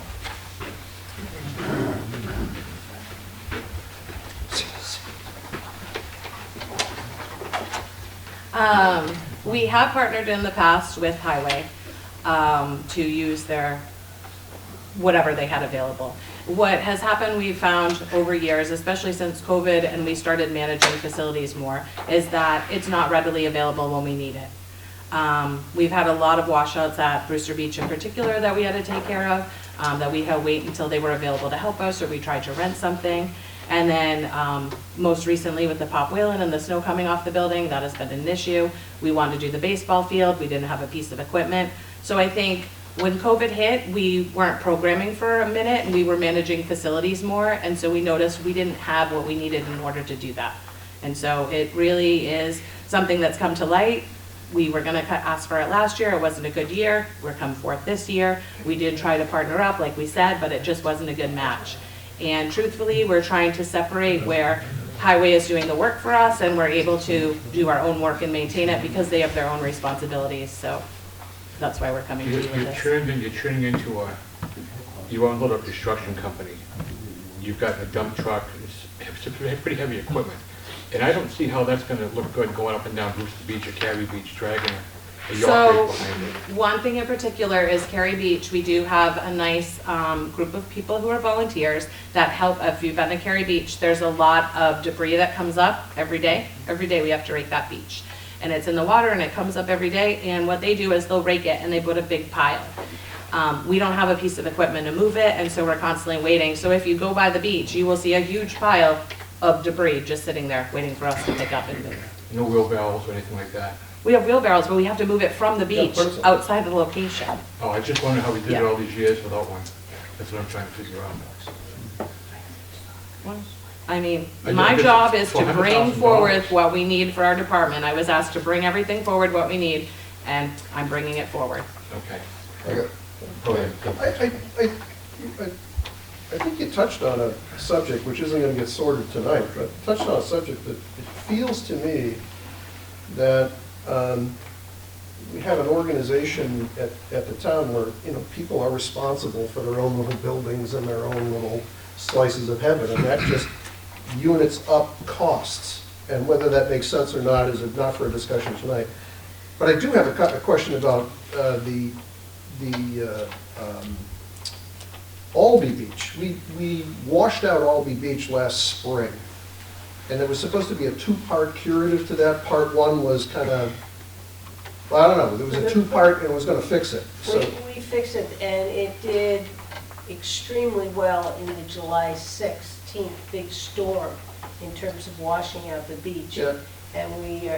And that is one that has another phase to it, but it was very successful. well, I was just reacting to Jim's. So you're using it as an example when Albee Beach, if Albee Beach were to catch a storm hit. But because we already spent some money to deal with that, right? Yeah, we did, and we moved the water over to the drainage ditch and stuff like that. Brewster Beach had another issue as well with theirs. Yeah, and I may have misquoted Paul, but it's Albee Beach Road. So the road and parking lot, most of that parking lot is gravel, where the other two beaches are paved. And so that's your responsibility as Parks and Rec to deal with Albee Beach Road, the ruts, all of that stuff. Purchase the gravel, deploy the gravel, roll the gravel, That's your responsibility to do that? So we put the gravel in the parking lot, so I don't know, are you doing the road? I think, is your department the road? There you go. So we grade the road, we grade the parking lot to Mixed. help when Yes, they do. we need it. Yeah. But John, so John was asking, well, how'd you get away with it? It was always borrowing labor from other people. Bob? All right, Christine, Yes. couple of questions and then a follow-up. Why has it got to be a Kubota? And how many attachments other than the bucket? It doesn't necessarily have to be a Kubota, so we got price quotes, that's what we got. So we got the price quotes, yep. And that's what we needed to do, was get the price quotes. That's ballpark, I think there was another one in there too, I think we just submitted. John Deere. Yeah, and it does say similar to what's being proposed. Right, that's not the exact model. We, within that money caliber is what we got. And how many attachments Um, other than the bucket? I'd have to look at what was quoted. I want to say it was 4 instead of 4 foot. Yeah, I want to say there was 4, but I I think can't, it was. That's not counting the bucket, right? not including the bucket. So here's my problem here. Someone should have tried Coyote. I did this year, so if you want to come see mine, you're more than welcome. Yeah. I got a price, actually, without the attachments. It's $47.5 for a 60 horse. And if you pay cash, which I'm assuming that's how the town's gonna do it, it's $3,300 off. They give you a rebate. So, and then add your attachments. Attachments are small money for attachments. They're not big money. So I think you could do a whole lot better getting the price from Coyote. And, I mean, in Christine's defense, highway as well, this is a purchase that's gonna go out for bid. So we won't, we have ballpark pricing. Yeah, we could have priced a John Deere, that would have been More money. 170. We could have priced a Coyote, that would have been 60. We could have done a Kubota, that's 100. So, But I think if it's a need and you want it, you gotta sell it. And I think that would have been a better sell. I think asking $100,000 for something, that's just a lot of money. Part of the sell could be, what's plan Z if you don't get approved? What do you do then? Good question. Well, if we don't get approved, I'm not sure, because my budget's pretty thin. I didn't put all these rentals in there. And part of it would be snow removal, so that's one of it. One of it would be pushing off projects that we can't do, asking for help and seeing if we get it, or getting complaints because we're not doing things that need to be done. So now, if it happens, there's been a grader up by my house for about 3 weeks now. You could probably come up and borrow that from highway. Just a suggestion Okay, for the parking lots. okay. Question. John, Yes. what's the offset? I'm looking for an offset, I'm looking, you mentioned that you have stuff in your budget that would go away because of the purchase of this vehicle. What's gonna go away, what's the offset? So if we can't do, so for instance, in the spring, we're supposed to complete the baseball field, so we'll obviously need equipment for that. I have money in my budget for, I think it's some rentals, but not for, say, for instance, perfect example is we had a snowstorm, all the snow came off the roof at Pop Whalen, and we had to remove it today. Luckily, Highway was available to help us with that, but it's something that in particular is an unpredicted expense. We don't know how many snowstorms we're gonna have, we don't know how many times we have to clear the lot, so that in particular is the harder thing to budget for as far as rentals, right? So I probably wouldn't have enough money if we had 20 snowstorms and I had to remove the parking lot every day. If we were going to plan for projects, I'd have to include a rental in that price, and I wouldn't be able to do things. I think for us, the hardest thing is hey, Christine, can you come over here? Something's wrong with the beach. Or can you come pick this up at Cary Beach? And we're like, hold on, we have to try to figure it out. So it takes a minute. We can't do the projects that we need to do. And then we get complaints that the properties don't look good. You're not doing a good job. What are your people doing? But we're waiting. We're waiting to see if anybody can help us. And I think in the past, Highway was more than willing to help us because they probably were neglecting some of their responsibilities. And now they're running a tighter ship and they have their responsibilities because they were getting complaints as well. So I think we're trying to be efficient and we're trying to do our jobs and we need to have the right equipment to do it. I don't have a problem with that, I'm Yeah. just asking you if there's an offset. Are you telling us that if this does not get approved, that you will be probably leasing equipment to do some of the things that you would do with this piece of equipment? Yes. What's the offset? How much are we talking about? I mean, You've been in charge of Parks and Rec for a few years. Yeah, What so when about these I dollars? priced it out, depending on when you're renting one, it could be $1,000, what was it? $250 to $300 a day, or it was $2,500 a month, I think, or something like that. So what would happen is, if I did have a situation where I needed to rent it, I'd have to look at my budget and say, what can we cut out to pull that money out for the rental? And then I don't know what would be impacted at that point, because is it really that a need that I need to do, so I have to pull something else out. Okay, thank you. Anything else? Okay, just move on. Just strikes me that we have a function that has to be performed, and in addition to that, they're doing, to your term, John, construction. But by the way, that's happening, we have a function that has to be performed at Town Hall under maintenance. It's organizationally, it needs a rethink.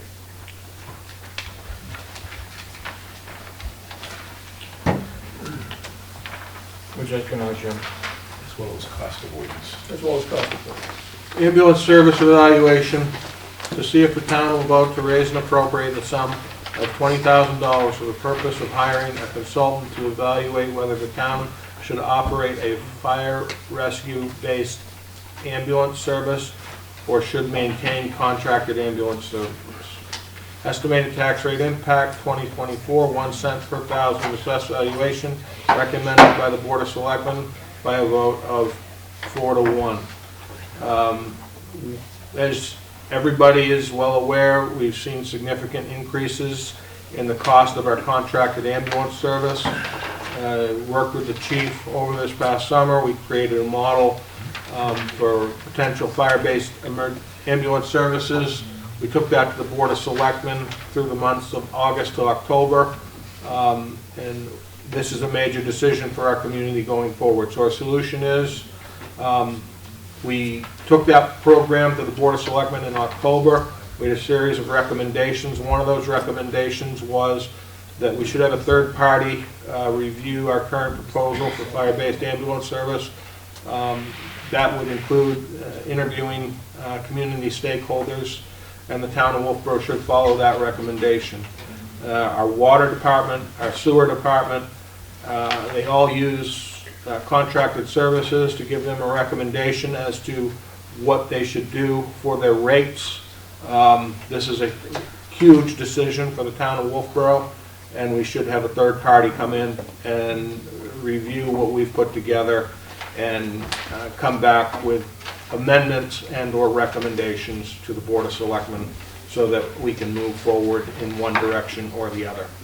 What are some of the companies that do that, Jim? Do you know any names or anything?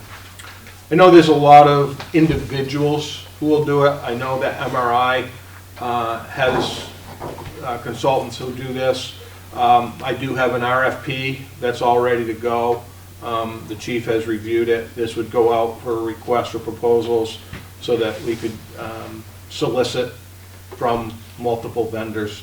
I believe there's a vendor in Maine as well. I can't think of their name, but they're a government consulting firm. Those are the two that I really know of. And who will they talk to? Who will this guy talk to? The selectman, the fire chief, and anybody else, or who will they? So it would be a series of community stakeholders. I would assume that would be the Board of Selectmen. It would be representatives from the fire department, labor, fire department management, town management, and I would assume there would also be a community session for people to come into, whether it's the Great Hall or this room, to discuss it with the individual. We've done that in a couple of other projects, and the projects actually ended up, people were very passionate about it, but we ended up having to table it because it just wasn't the right time to do it. Okay, thanks. Tom? Would stewards be amenable to being part of that discussion with that third-party consultant? I do believe so. The Stewart's is willing to work with us going forward. With whatever the direction may be. Right, sure. Who is the ambulance service provider in Wolfeboro? Stewart's. Who is the majority owner of MRI? Justin Van Etten. Who is the chairman of Stewart's? Justin Van Etten. You think that might be a conflict? You think, Paul? I think. Think why we haven't hired him? No, what you said MRI is a possibility, As a possibility. but they can't be a possibility, it's a conflict. Sure. That's up to the selectmen and the town manager to decide. What they want. I'm just making a statement. I know, I appreciate Is there anybody that. here who has ever worked or is a contractor for MRI? Anybody? I'm raising my hand. Anybody else? I've been hired by MRI to work in In the this past. town, if that's In what the you're looking past. for. In the past. Okay, thank you. I just think it's a conflict.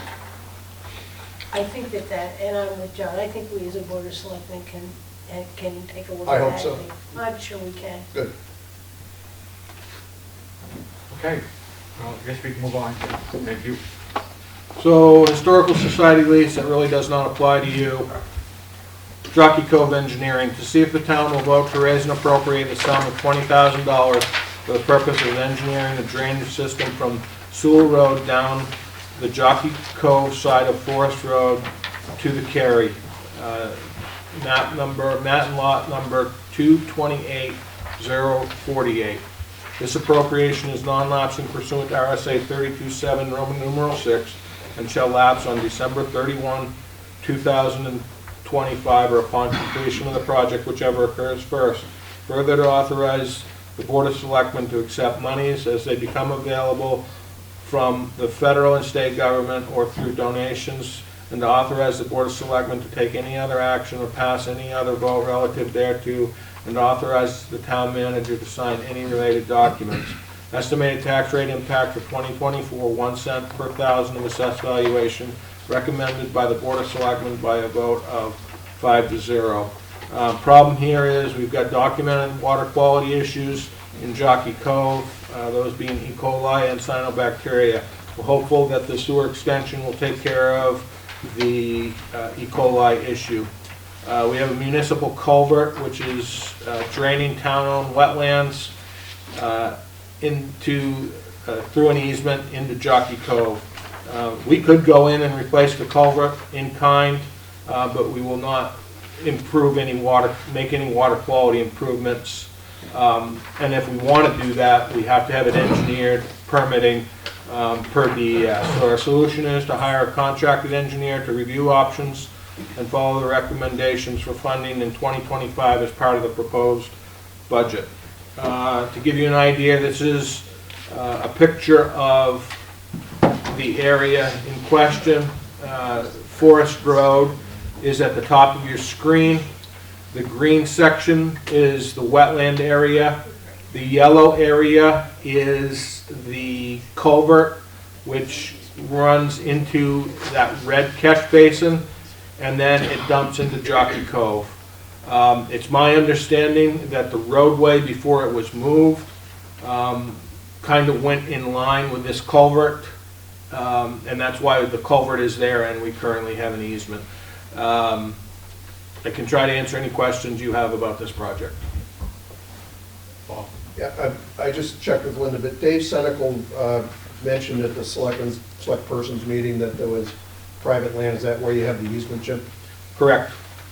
Correct. That horizontal line is a culvert which is essentially in failure, and we do have an easement for that. The vertical diagonal type of line that's in the Cary, that's on town property. Got it. Thank you. Anyone else? Okay, Jim. Bingo, that really doesn't apply to you. Top wheel and locker rooms, that really doesn't apply to you. That is the warrant article for 2020. What's up with that bingo one, just for a question? Is that the only Christine? bingo game? Bingo! Aye, 14.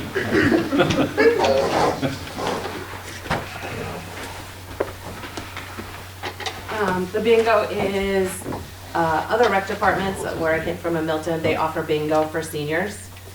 So we're taking over the management of the seniors and offering programs for them. So we got state approval to do it, but we need to have town approval to do it. And it's bingo to play for money, but it's money that you collect for the cards and then it goes back to the winners. And there is a cap, there's only, games can be so much money, you can't do over a certain amount. But you need permission from your town as well as the state. So could a charity come to you and ask you to sponsor a bingo game? I don't know about that. I think it's particular for seniors only. I'd have to investigate that if it would be something else. It has to be 55 plus. Just for seniors? Yeah, it's 55 plus and only can be in the room. Okay, thanks.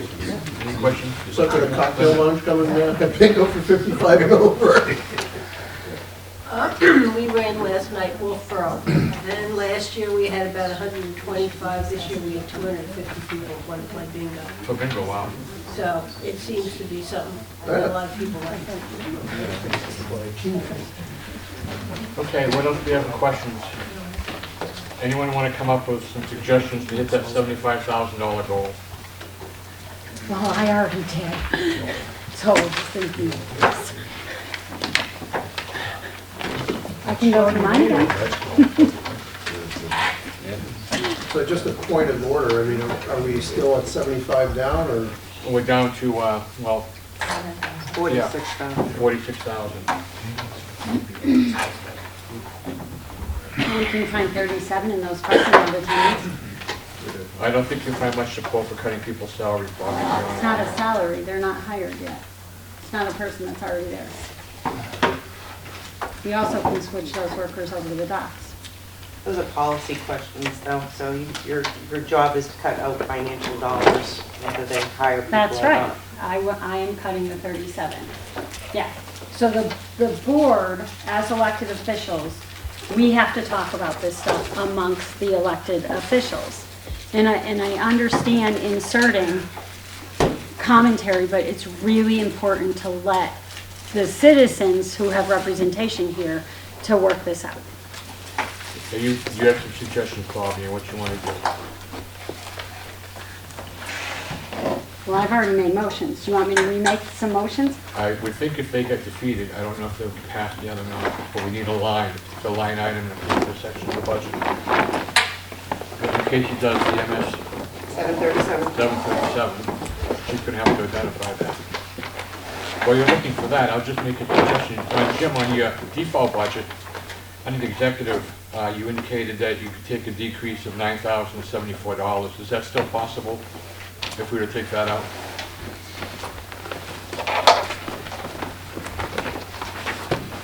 Under executive, you said, Yes, sir. 9,000 and $74. You had that as a possible reduction on the default budget.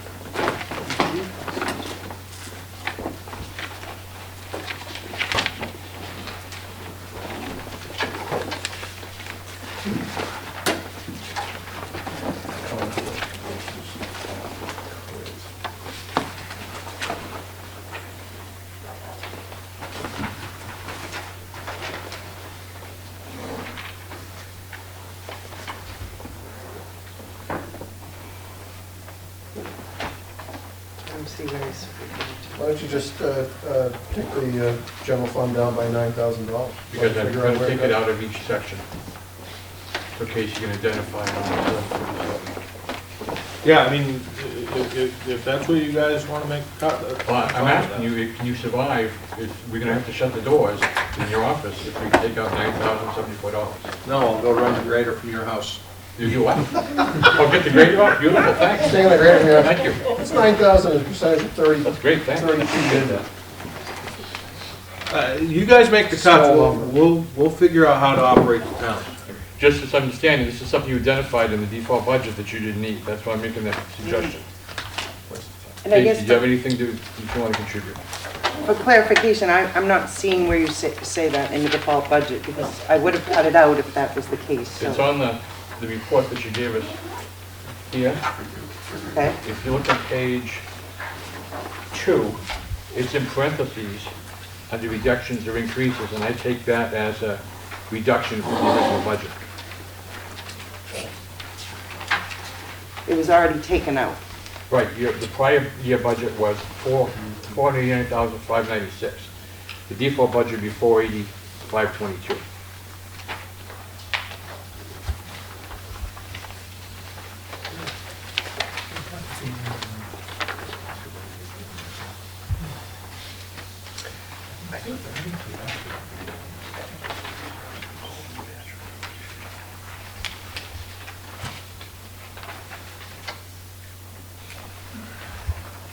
So just to understand what you're saying is that rather than wait for it to be taken out in the default budget, take it out in the budget that we're Currently proposing. have. Yeah. It would be like your salary. Yeah, it would be Wolfeboro Community TV, it would be a lot of that, right? Yeah.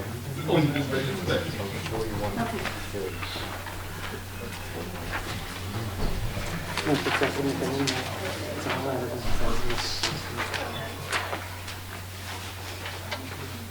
the Yeah. Casey, do you know where that came out of? I believe it's part of the salaries. That's right, the default budget, the non-union will not get their increases. But that wouldn't have been in prior year's budget. So we're taking prior year's budget and taking out $9,000. I'd have to go back to the lowest level detail to figure that out. Okay, I'm trying to identify where the money's coming from. Like under the 100s and 230s, if we hired somebody lower.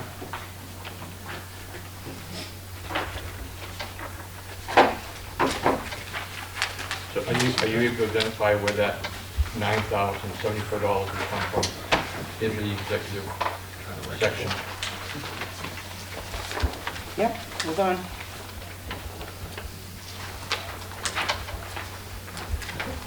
Heat and oil. In which budget? You just had executive. The whole executive thing? That's what my backup spreadsheet says.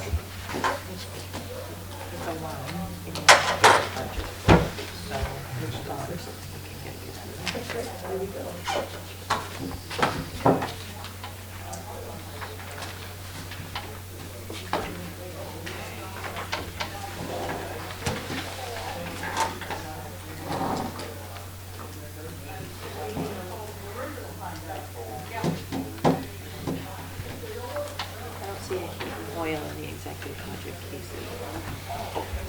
413, 01, 411.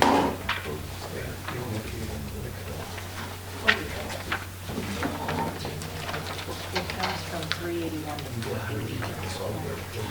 I don't see a heat and oil.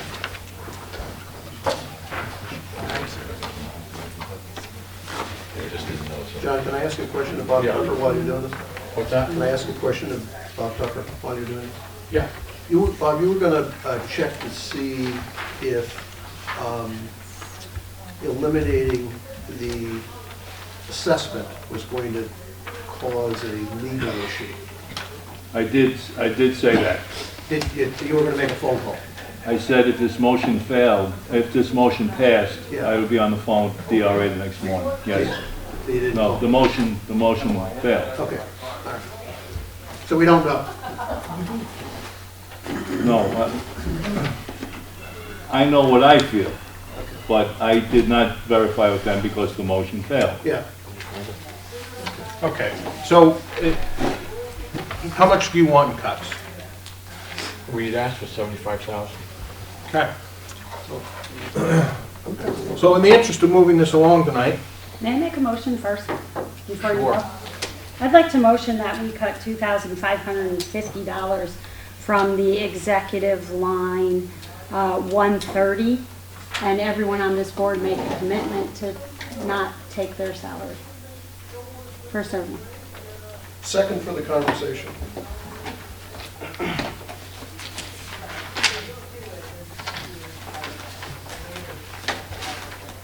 Any discussion? So Go ahead, Bob. I'll have a conversation.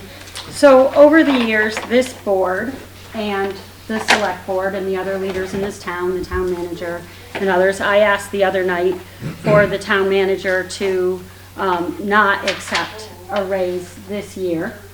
And I feel as though the budget committee, the select board, the town manager, everybody who has sort of led us all in the voting booth, when we look and we see this person's recommending this person's recommending this, every single person sitting on this board, except for myself, over the last few years, has led the voters to believe that we weren't going to have a 17.9% increase.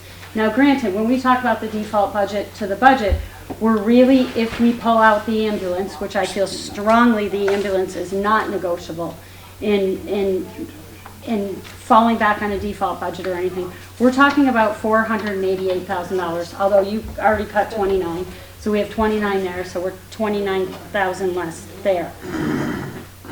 This board has provided leadership over the years to get to that point. And I think that as leading our citizens in the voting booth to pass this budget, I think the honorable thing to do is say, we recognize that and we are going to not accept our $250, and in John, your case, you're $550. Why does he get so much more than us? It's not worth it, believe me. Call the question. Any more discussion? We'll do a roll call. If you agree with Bobby's motion, you're not going to get your money for this year. Well, money for next year, actually. Brian DeShays, Ryan DeShays first, abstain. Paul O'Brien, Yes. Bob Lohman, No. Matt Plash, No. Brian Black, No. Bob Mulholland, No. Tom Bell, No. John McDonald, No. Bob Tupper, Yes? and Bobby. Yes. So 3, it fails.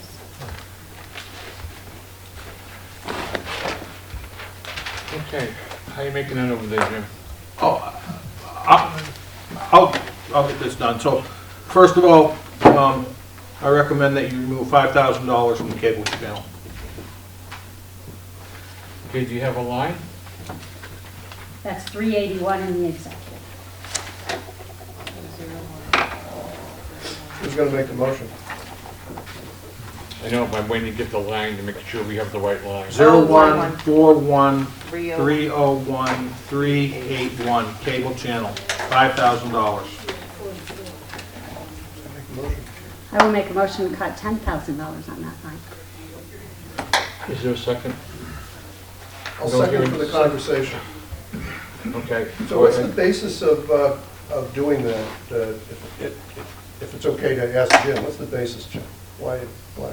This committee, Yeah. made up of the 9 of you, Yeah. tasked me with finding $75,000 Yeah, to remove from the operating budget right, and justify to you why that should not be removed. yeah. I have got $86,000 worth of cuts Right. that I went through and I did. Yeah. In the interest of doing what I feel is, frankly, the budget committee's job. I already cut 300+ thousand. The Board of Selectmen already cut 300+ thousand. Yeah. And now I'm being asked to cut another 75. And frankly, some of this, I do feel plots me against department heads. I don't like it, but you know what? In the interest of moving this along, we've got $86,000 worth of cuts that I'm going to propose right now. So, could I continue to speak, John? Just a minute, please.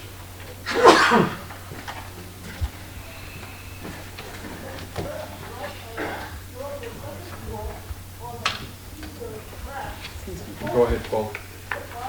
Personal opinion is, I don't believe that community TV needs to get a budget haircut. I believe community TV needs to get reorganized. And I believe that you don't start by nicking them. And, you know, Jim, this is not directly to you. This is just the way I manage things. You don't start by nicking them. What you do is you say you got to come up with a reorganization plan because this ain't selling. The other day, just for the benefit of this board, I sent along something to the leadership of the Community Television Board.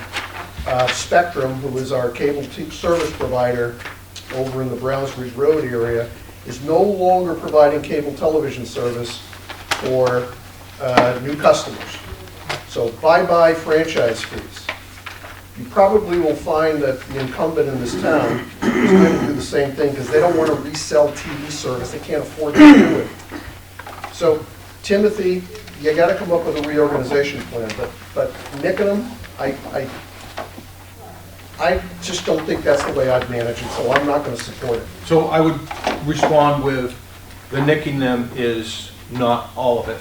It is a small portion, which, you know what, requires them to delay the implementation of what they would like to do by an unknown period, because the data provided does not tell me when the onboarding or the raises or anything along those lines occur. So I can't factor that out. So I was tasked to do something. I was tasked to do something. I got it. I did it, and We did take 10,000 off. We took another 5, so we did look at it. Yeah, I'm not Okay, supportive so of, that's- I'd ask them for a reorganization plan and fund them. Yeah. Well, we're trying to deal with the budget. Okay, go ahead. Trying to deal with the operations of the town. Yes, John, thank you. I think Jim Pinio makes a very good point. In all fairness to him, the town manager and the select board made a number of cuts throughout this process before they handed the budget to us.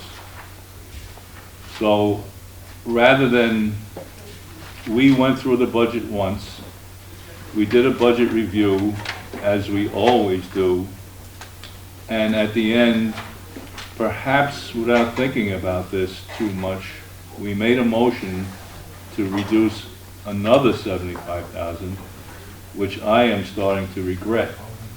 So I'm starting to think that the better part of valor here would be to restore the 75,000 and live with the cuts that were made and hope for the best with our budget. That's it, John. I appreciate that, Bob. That number was based on the money they had to raise to cover the previous budget year.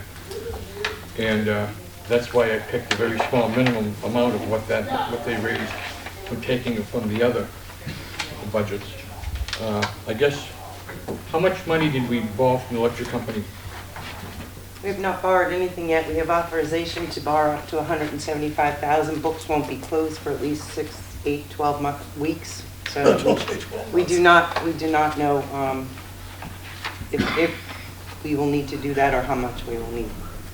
I mean, I think we've brought the budget in within bounds every year. We might have anywhere from $150,000 to $250,000 left at the end of the year on a $30 million budget. I think that's good. And what you got when we could do it is that we didn't have some of the staff because of the weather. There were reasons why those changes were made. We wouldn't have known that when we started the budget the year before, that we were going to have a rainy summer and we weren't going to use people at the beaches and stuff like that. You know, I think you have to look at where we are today and where we're going to be in September, and it can be worlds apart, and we've got to bring this budget in. Yeah, and I think we've done a good job. One more thing. Yeah. So also, the last 3 or 4 years, well, as long as these folks have been here, what they've been doing in our budget process is if they see a way to find money in the present budget and encumber it, they will. Let's say it's a capital outlay, if they find the money in the current year to eliminate the capital outlay expense the following year, they'll do that. So they've been doing this on a steady basis, and it's been saving us a lot of money every year in the budget. So I really don't want to be unfair to these folks with this. Our budget is difficult for many reasons, and a lot of the reasons were beyond our control, beyond everybody's control, really. So, once again, I really think we should rethink this whole decision we made. I'd like to make a motion. You can't. I think there's a motion on the Where's the motion? Where? to decrease cable channel by $10,000. Any more discussion on that? I'd like to speak on it. So the other night, I proposed that we cut the 26,493, which brings it back to level funding. Cable channel was at 105, we're giving an increase to 131,000. So we're not anywhere near the 26 that I was saying, but I want to reiterate that the amount of cable services that we're getting in our busiest month comes out to us paying $388.88 an hour. And I feel strongly that we need to look at that, and maybe if we cut 10,000 from here, maybe this is the place we cut it. We're still increasing their budget by $16,493. Even if we cut 10,000, we're still increasing their budget.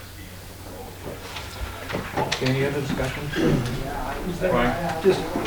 Just a comment is I absolutely agree with Jim's comment that by cutting the 75,000 blanket, we're forcing him to be a bad guy, and that alleviating us from making a hard decision in front of the department head, which we should be doing when they're presenting the budget. It's never easy.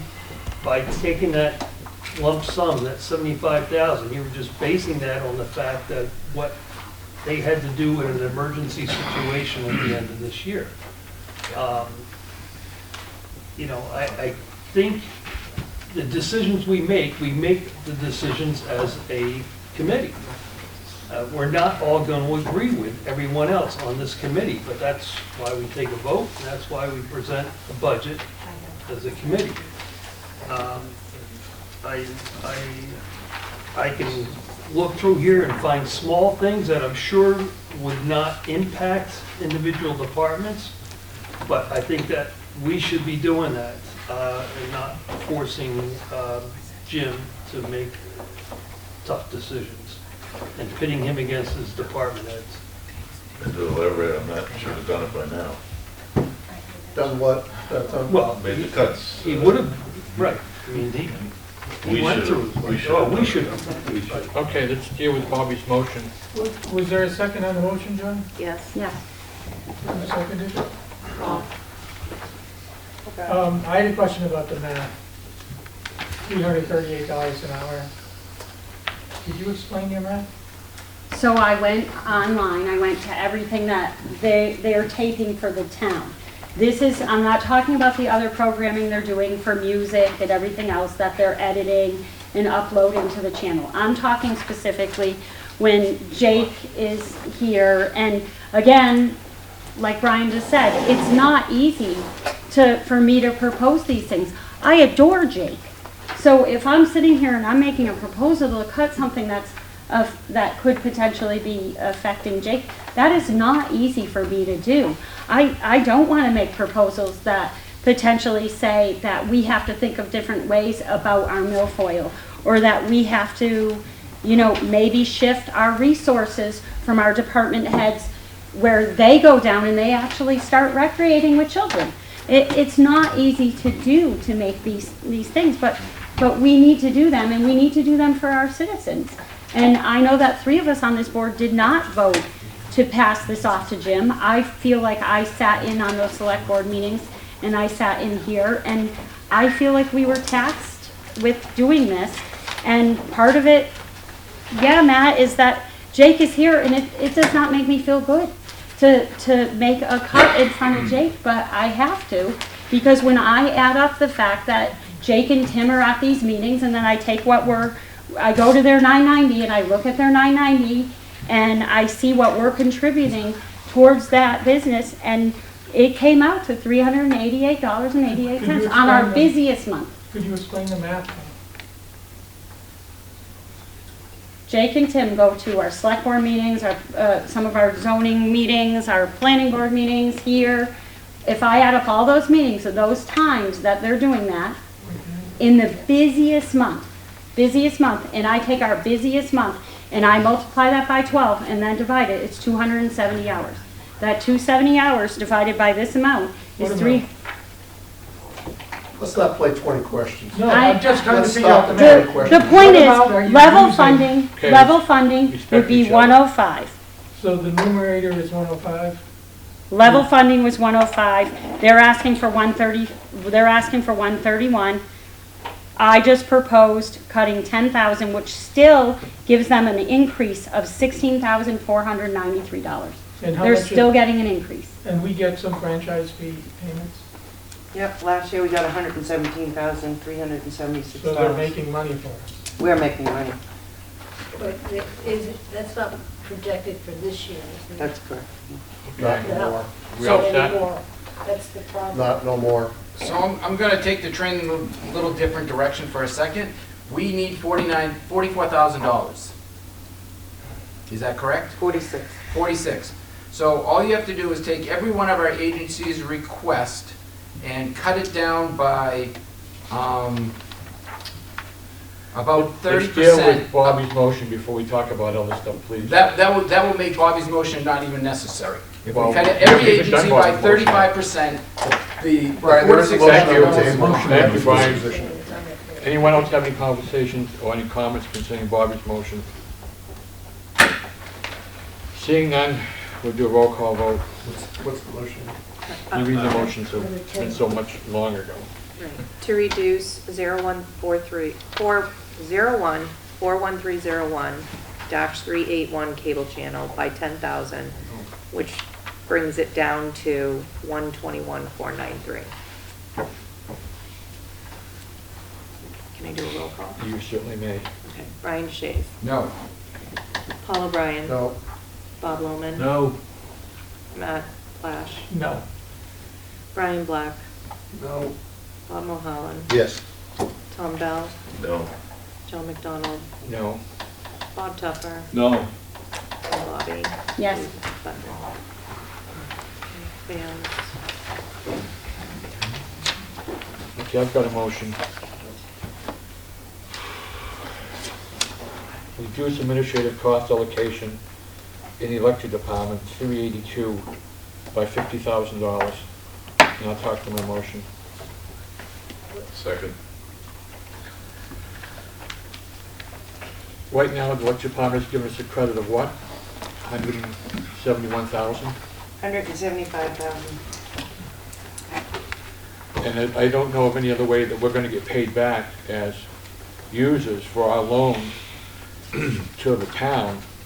This would be a way that we could get at least $50,000 back of that money by taking out that allocation. Is that a fair, reasonable statement? No, because I think the offset would be in the general fund, right? If they paid us less, we'd have to increase our spending by more. We still have to make the same amount. But how do you anticipate paying electric people back? Next year, we would decrease by whatever we took from them. On the administrative allocation. Yes. We But if so we you can't take do it out that. of, We if you can't do take, that now? if you take it out of electric now, then you're taking it away from general fund, because electric is paying us in this budget, But are we gonna be doing that next year? Taking away if from we use the it, revenue? yes. If we use it, then they owe it to us. So, let me make sure I understand what your answer. So if there were a credit to the cash account of MED, you spoke earlier about reducing the administrative allocation to pay MED back. That's correct. Okay. And that's kind of what you just motioned. Yes. But, And that's what they but said if earlier. if you take it out of the budget, it's But if you- different. But hang on, let me finish. If you take it out of the budget, then I hate to use the word double whammy, but it's a double whammy. You'd have to actually, you'd have to assign that cost to other departments, or you'd have to reduce cost in the general fund by the amount of money of your motion. Is that the walk? Is that how it works? Kinda. In theory, yes. Your In words are theory, a yeah. little off, but yes. Close enough? Yes. Thank you. But you're gonna have to do it anyhow. Only if we use it. Only And if we use it, we will need to come up with money somewhere else in the budget because we took from MED. And just to finish, and the book close, you said the book close is not for another 8, 10, you won't have a book close for another 8 to 10 weeks. At least. So The that's auditors after don't get everybody here till the votes. end of April. Okay, I will get on the motion. You withdraw it? Yeah. No. John, Yes. could I ask a question and refresh my memory on why we added $12,000 to the cost of the townwide revaluation? Postage. Postage? Who incurs that cost? We do? We That's a do. town cost? We have to mail out a couple different towns. There's a motion on the floor. I'd like to make a motion. Go ahead. Mr. Tucker. I support Mr. Tupper's opinion, and I'm going to frame it in a motion. I move that we restore the $75,000 of cuts that we arbitrarily laid on the town manager. And this budget committee is going to have to live with it. We didn't do our job. Everybody knows it. Restore the cuts and let them run the town. Second for the conversation.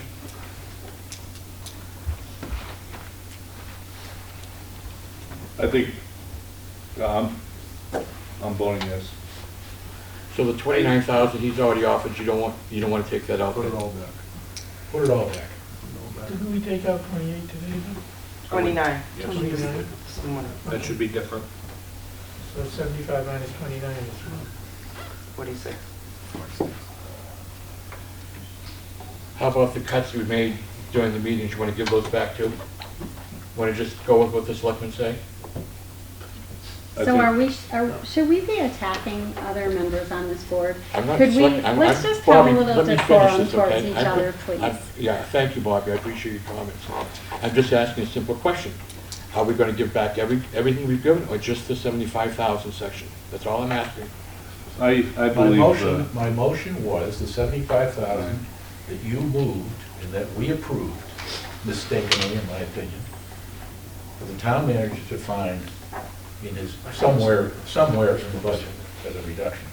All the other cuts that were made either last night, yesterday, the day before, last week, in November, I don't care when it is, they remain the same. I'm just dealing with $75,000. that's what I agree with. If we are going to make these cuts, well, it's been said already, the cuts should be made when the department heads are here. We did a similar situation with the police department, but that's a little bit of an apples and oranges situation because we feel that under state law, the police commission they are the only folks who have the authority to raise or lower their executive salary. So that's why we did that with the police department. I think other than that, I think we have to do our job in our budget hearings and just lopping off 75,000 at the end is a little irresponsible. So I'll be voting yes on this.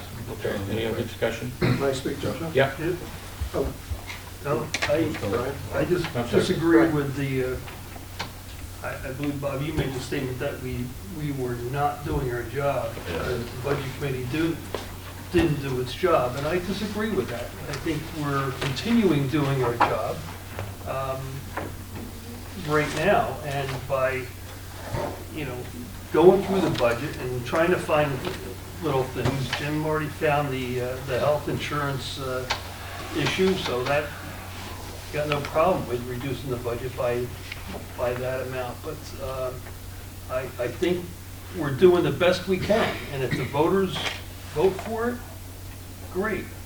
If they don't, then, you know, we should feel that we've done our job. We might not all agree, but we should feel that we've done our job. In response to that, Brian, I want you to be clear that my reference to us not doing our job was the $75,000 cut. I think was irresponsible. The rest of the time we've spent line by line, I don't have a problem. I think we've done. Go ahead, Matt. Yeah. There wasn't enough meat. I thought in the the motion, There wasn't enough meat on the bones for us to be able to reduce. The selectmen and the town manager did their jobs, I guess better than we did on a quantitative basis. But that's okay. If we arrive at a budget that the manager, the town can run with, fine. And that the voters support, fine. And if we don't look as good as the town manager and the board of selectmen, so be it. Well, we shouldn't. I mean, I agree. they go through two processes. I agree. That's what I'm And the saying. police department, case 3. Exactly. Go ahead, Matt. yeah, I just a question, a point of clarification. What was the motion on the 75,000? I thought it was, we were asking the town manager to make some recommendations. I didn't think we had cut 75,000 from the budget. Sure did. Sure did. We didn't cut anything. We asked to make recommendations, come up with some numbers. If we hadn't said anything, do you think anyone would have come and said, hey, here's $29,000 I found? Would everyone say anything like that? You hadn't done that? No, I didn't, and that's why I voted for the motion. Yeah. We didn't just arbitrarily cut 75,000.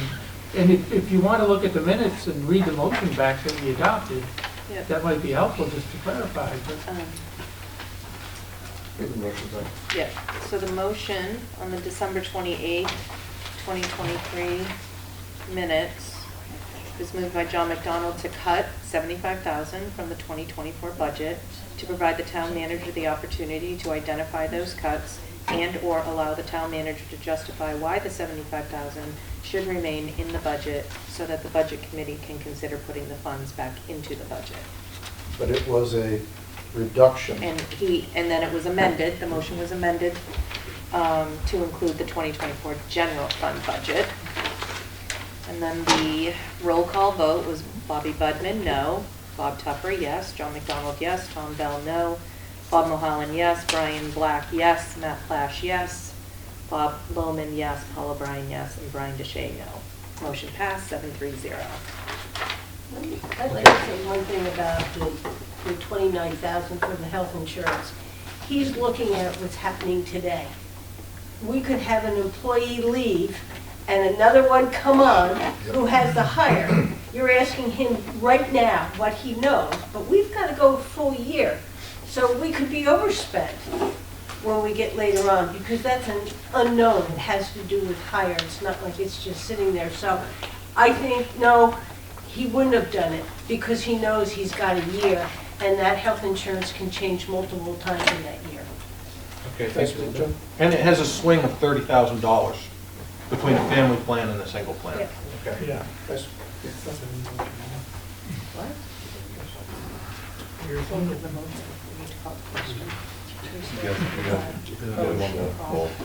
Yeah, Paul, go ahead. Married me that.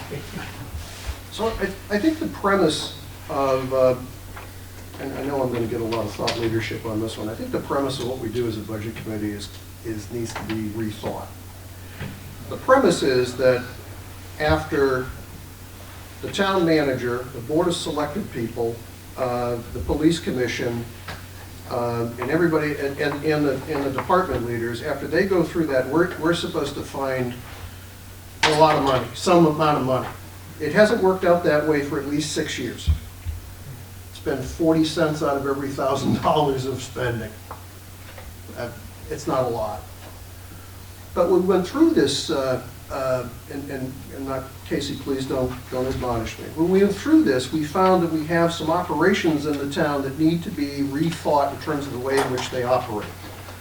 We have some old friends, which I would call old friends. We've always done it that way, which is the disbalance of revenue and costs. That's low-hanging fruit that selected people can pick. And like that could reduce budgets, just like that. Managing our assets, managing the things we promised the town a few years ago that we would do, and that we're not doing from a performance point of view, could either result in us saying, well, let's just take a couple of $100,000 out of Pop Whalen and call it a day. Wrong theory.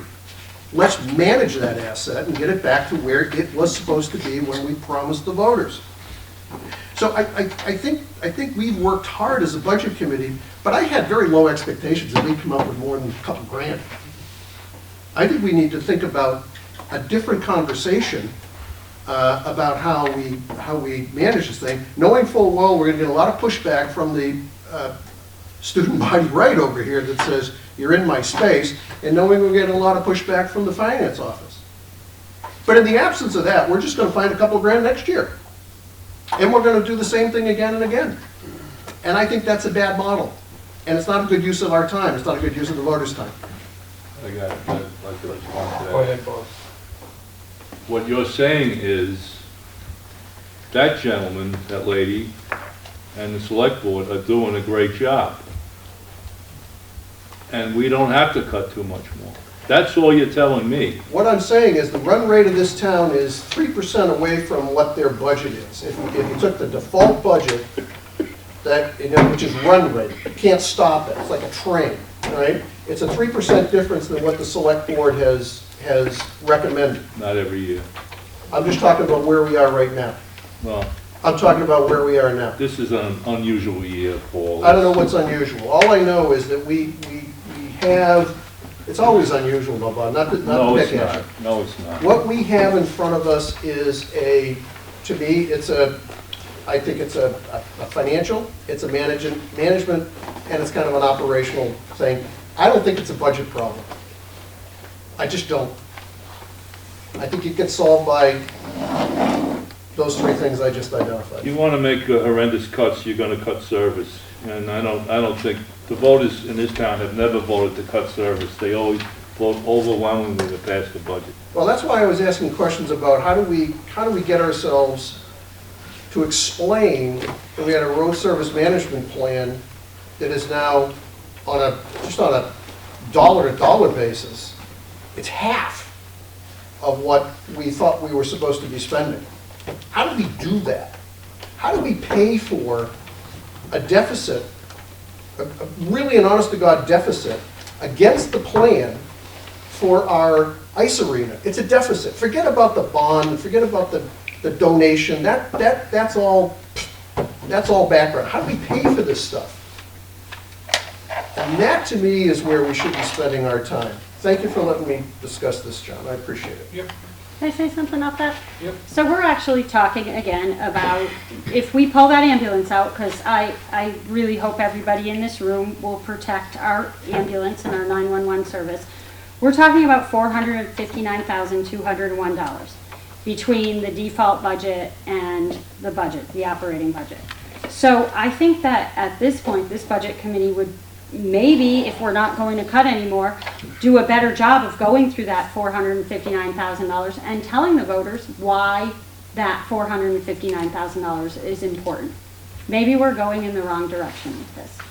And that might be what helps our town and our citizens understand the vote. Anyone else? Isn't that what we're gonna do tomorrow? We should Assuming the snow doesn't come? absolutely Yep. Yeah. be behind our budget. You know, not everybody on this board will agree with everything, but as a board, over the past years, I think we've always supported the budget that we've presented, and tried to explain to the taxpayers that we've done our very best. We're not allowing extravagant things. We look at priorities. Oftentimes that it's not just the money we're cutting, it's kicking the can down the road for various projects and things that are presented to us. So I agree. We don't get to cut big That's part of the dollars. public hearing is to, as a Right. board, convince the voter that Sure. I'm This is a anticipating budget issue. probably that Casey and Jim, when we put together the public hearing stuff, will probably have the big drivers, the ambulance increase, the hauling of the trash, tipping fees increase, and the $200,000 for the reevaluation. Those Yeah, are the big- you'll have about 15 of them based on the letter that was drafted with the, that went to Yep. the Board of Selectmen. There'll be an update to that that will be provided. And that's probably over $1 million of the increase. Oh, I think it's closer to 2. I'd like to call the question, please. We're getting off base. Oh, thank you. Can you remind us, Leanne, please? The motion is to restore 75,000 to the operating budget. 2024 general fund operating budget. I'll add that. I'll amend the motion. Brian DeShays, Yes. Paul O'Brien. Yes. Bob Lohman, Yes. Matt Flash, Yes. Brian Black, Yes. Bob Mulholland, Yes. Tom Bell, Yes. John McDonald, Yes. Bob Tupper, Yes. and Bobby Budman. Yes. Thank you. I'd like to make another motion, please, Go ahead. that we restore the entire budget that the Board of Selectmen proffered. What? Do what? That we restore the entire budget that the Board of Selectmen provided to us. So this was just a bad dream, all these meetings? It was I'll 16 second weeks it. of I'll second it for the. conversation. Thank you. Can you clarify that it's the 2024 general fund budget? Is that what you're asking? Correct.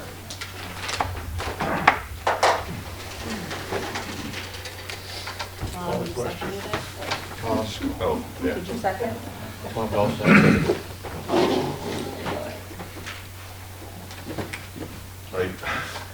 I recall at one of the the meeting when the 75 was proposed, you wanted it to be 150. I did. Just trying to wrap my head around that. Yeah, I would have if we had a conversation about operations and things that are not performing the way they should. But we didn't do that. We actually just ignored it.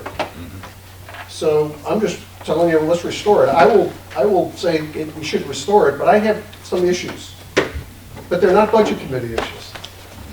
And I'll speak to those. Thank you. Thank you. So what's the amount that we'd be restoring? No, it's probably another $2,800, $2,900, Well, seriously. $7,800. What's the amount you want to restore, Paul? For clarification, the 29,000 that you made this morning sticks, right? No, restore the entire budget back to the Board of Selectmen's transmitter. Oh, that's a separate motion. No, that's you're asking me what the change would be to your motion right now. I have a deduction of $47,818, but within that reduction, there are some increases that you did also, so it would negate them. For example, welfare went up 8,000, communications went up 2,000, Meals on Wheels went up, so Postage went up 12. Oh my God. 12,000. I could keep reading, but there's some ups and downs here, so by negating everything you've done, you would be putting back $47,818. And that's on general fund. You've only made cuts on general fund. Correct. And so what's $47,000 percentage of 30 million? 2 cents. Okey doke. On the motion. Go ahead. I think that's a very unreasonable motion. Thank you. Any other discussion? Do a roll call vote. The vote is to return the budget to what the selectmen presented us. Okay. Brian DeShays, No. Paul O'Brien, Yes? Bob Lohman, No. Matt Flash, No, Brian Black, No. Bob Mulholland, No. Tom Bell, No. John McDonald, No. Bob Tupper, No. Bobby Budman. No. Fails. Motion fails. 1 out of 12. Anything Welcome to my else? world.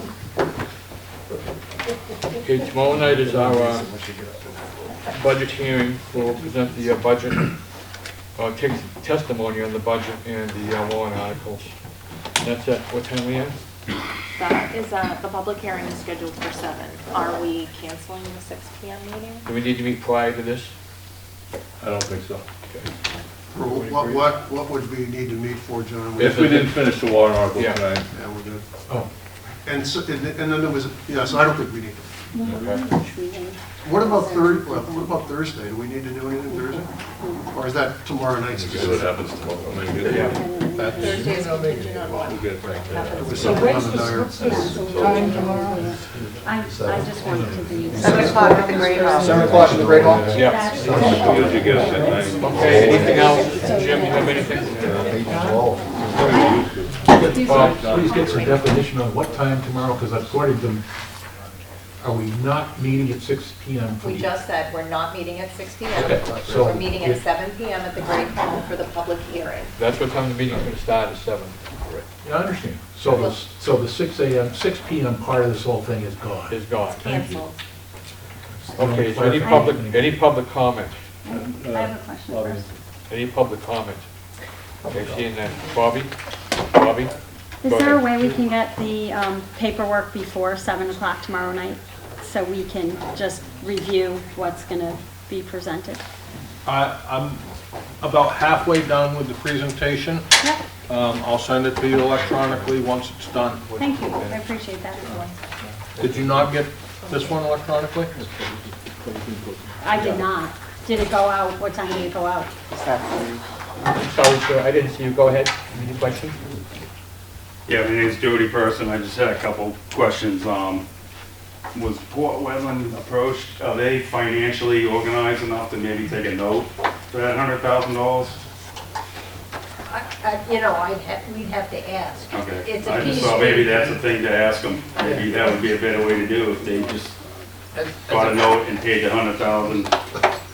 As a matter of fact, what I was gonna propose is that we see if they will be amicable to it, a copy of their financials, so we know what they have in their reserve accounts to know how much of a stretch, or if this is gonna be a stretch for them Yeah, I don't, to support it. they're doing their own plowing, they're doing their own road repairs, so I don't know how long. That's not wrong.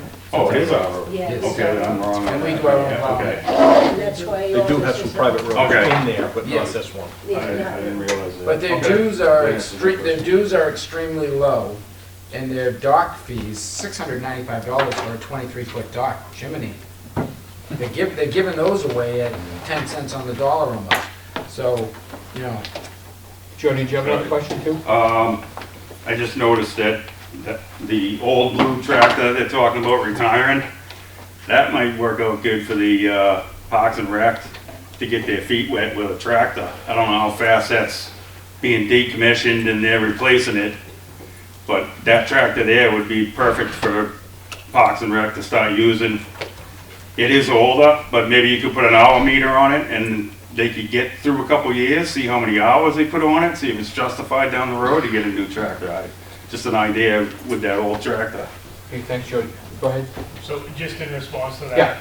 So they do use it now. Oh, okay. That's the machine that they have been using. Okay. That's gonna go away in the spring. I'm replacing that. So when I say they're using it, for example, you heard Christine say, we have to come move stuff today Yeah. because it's broke down again. Okay. It's 15,000 hours.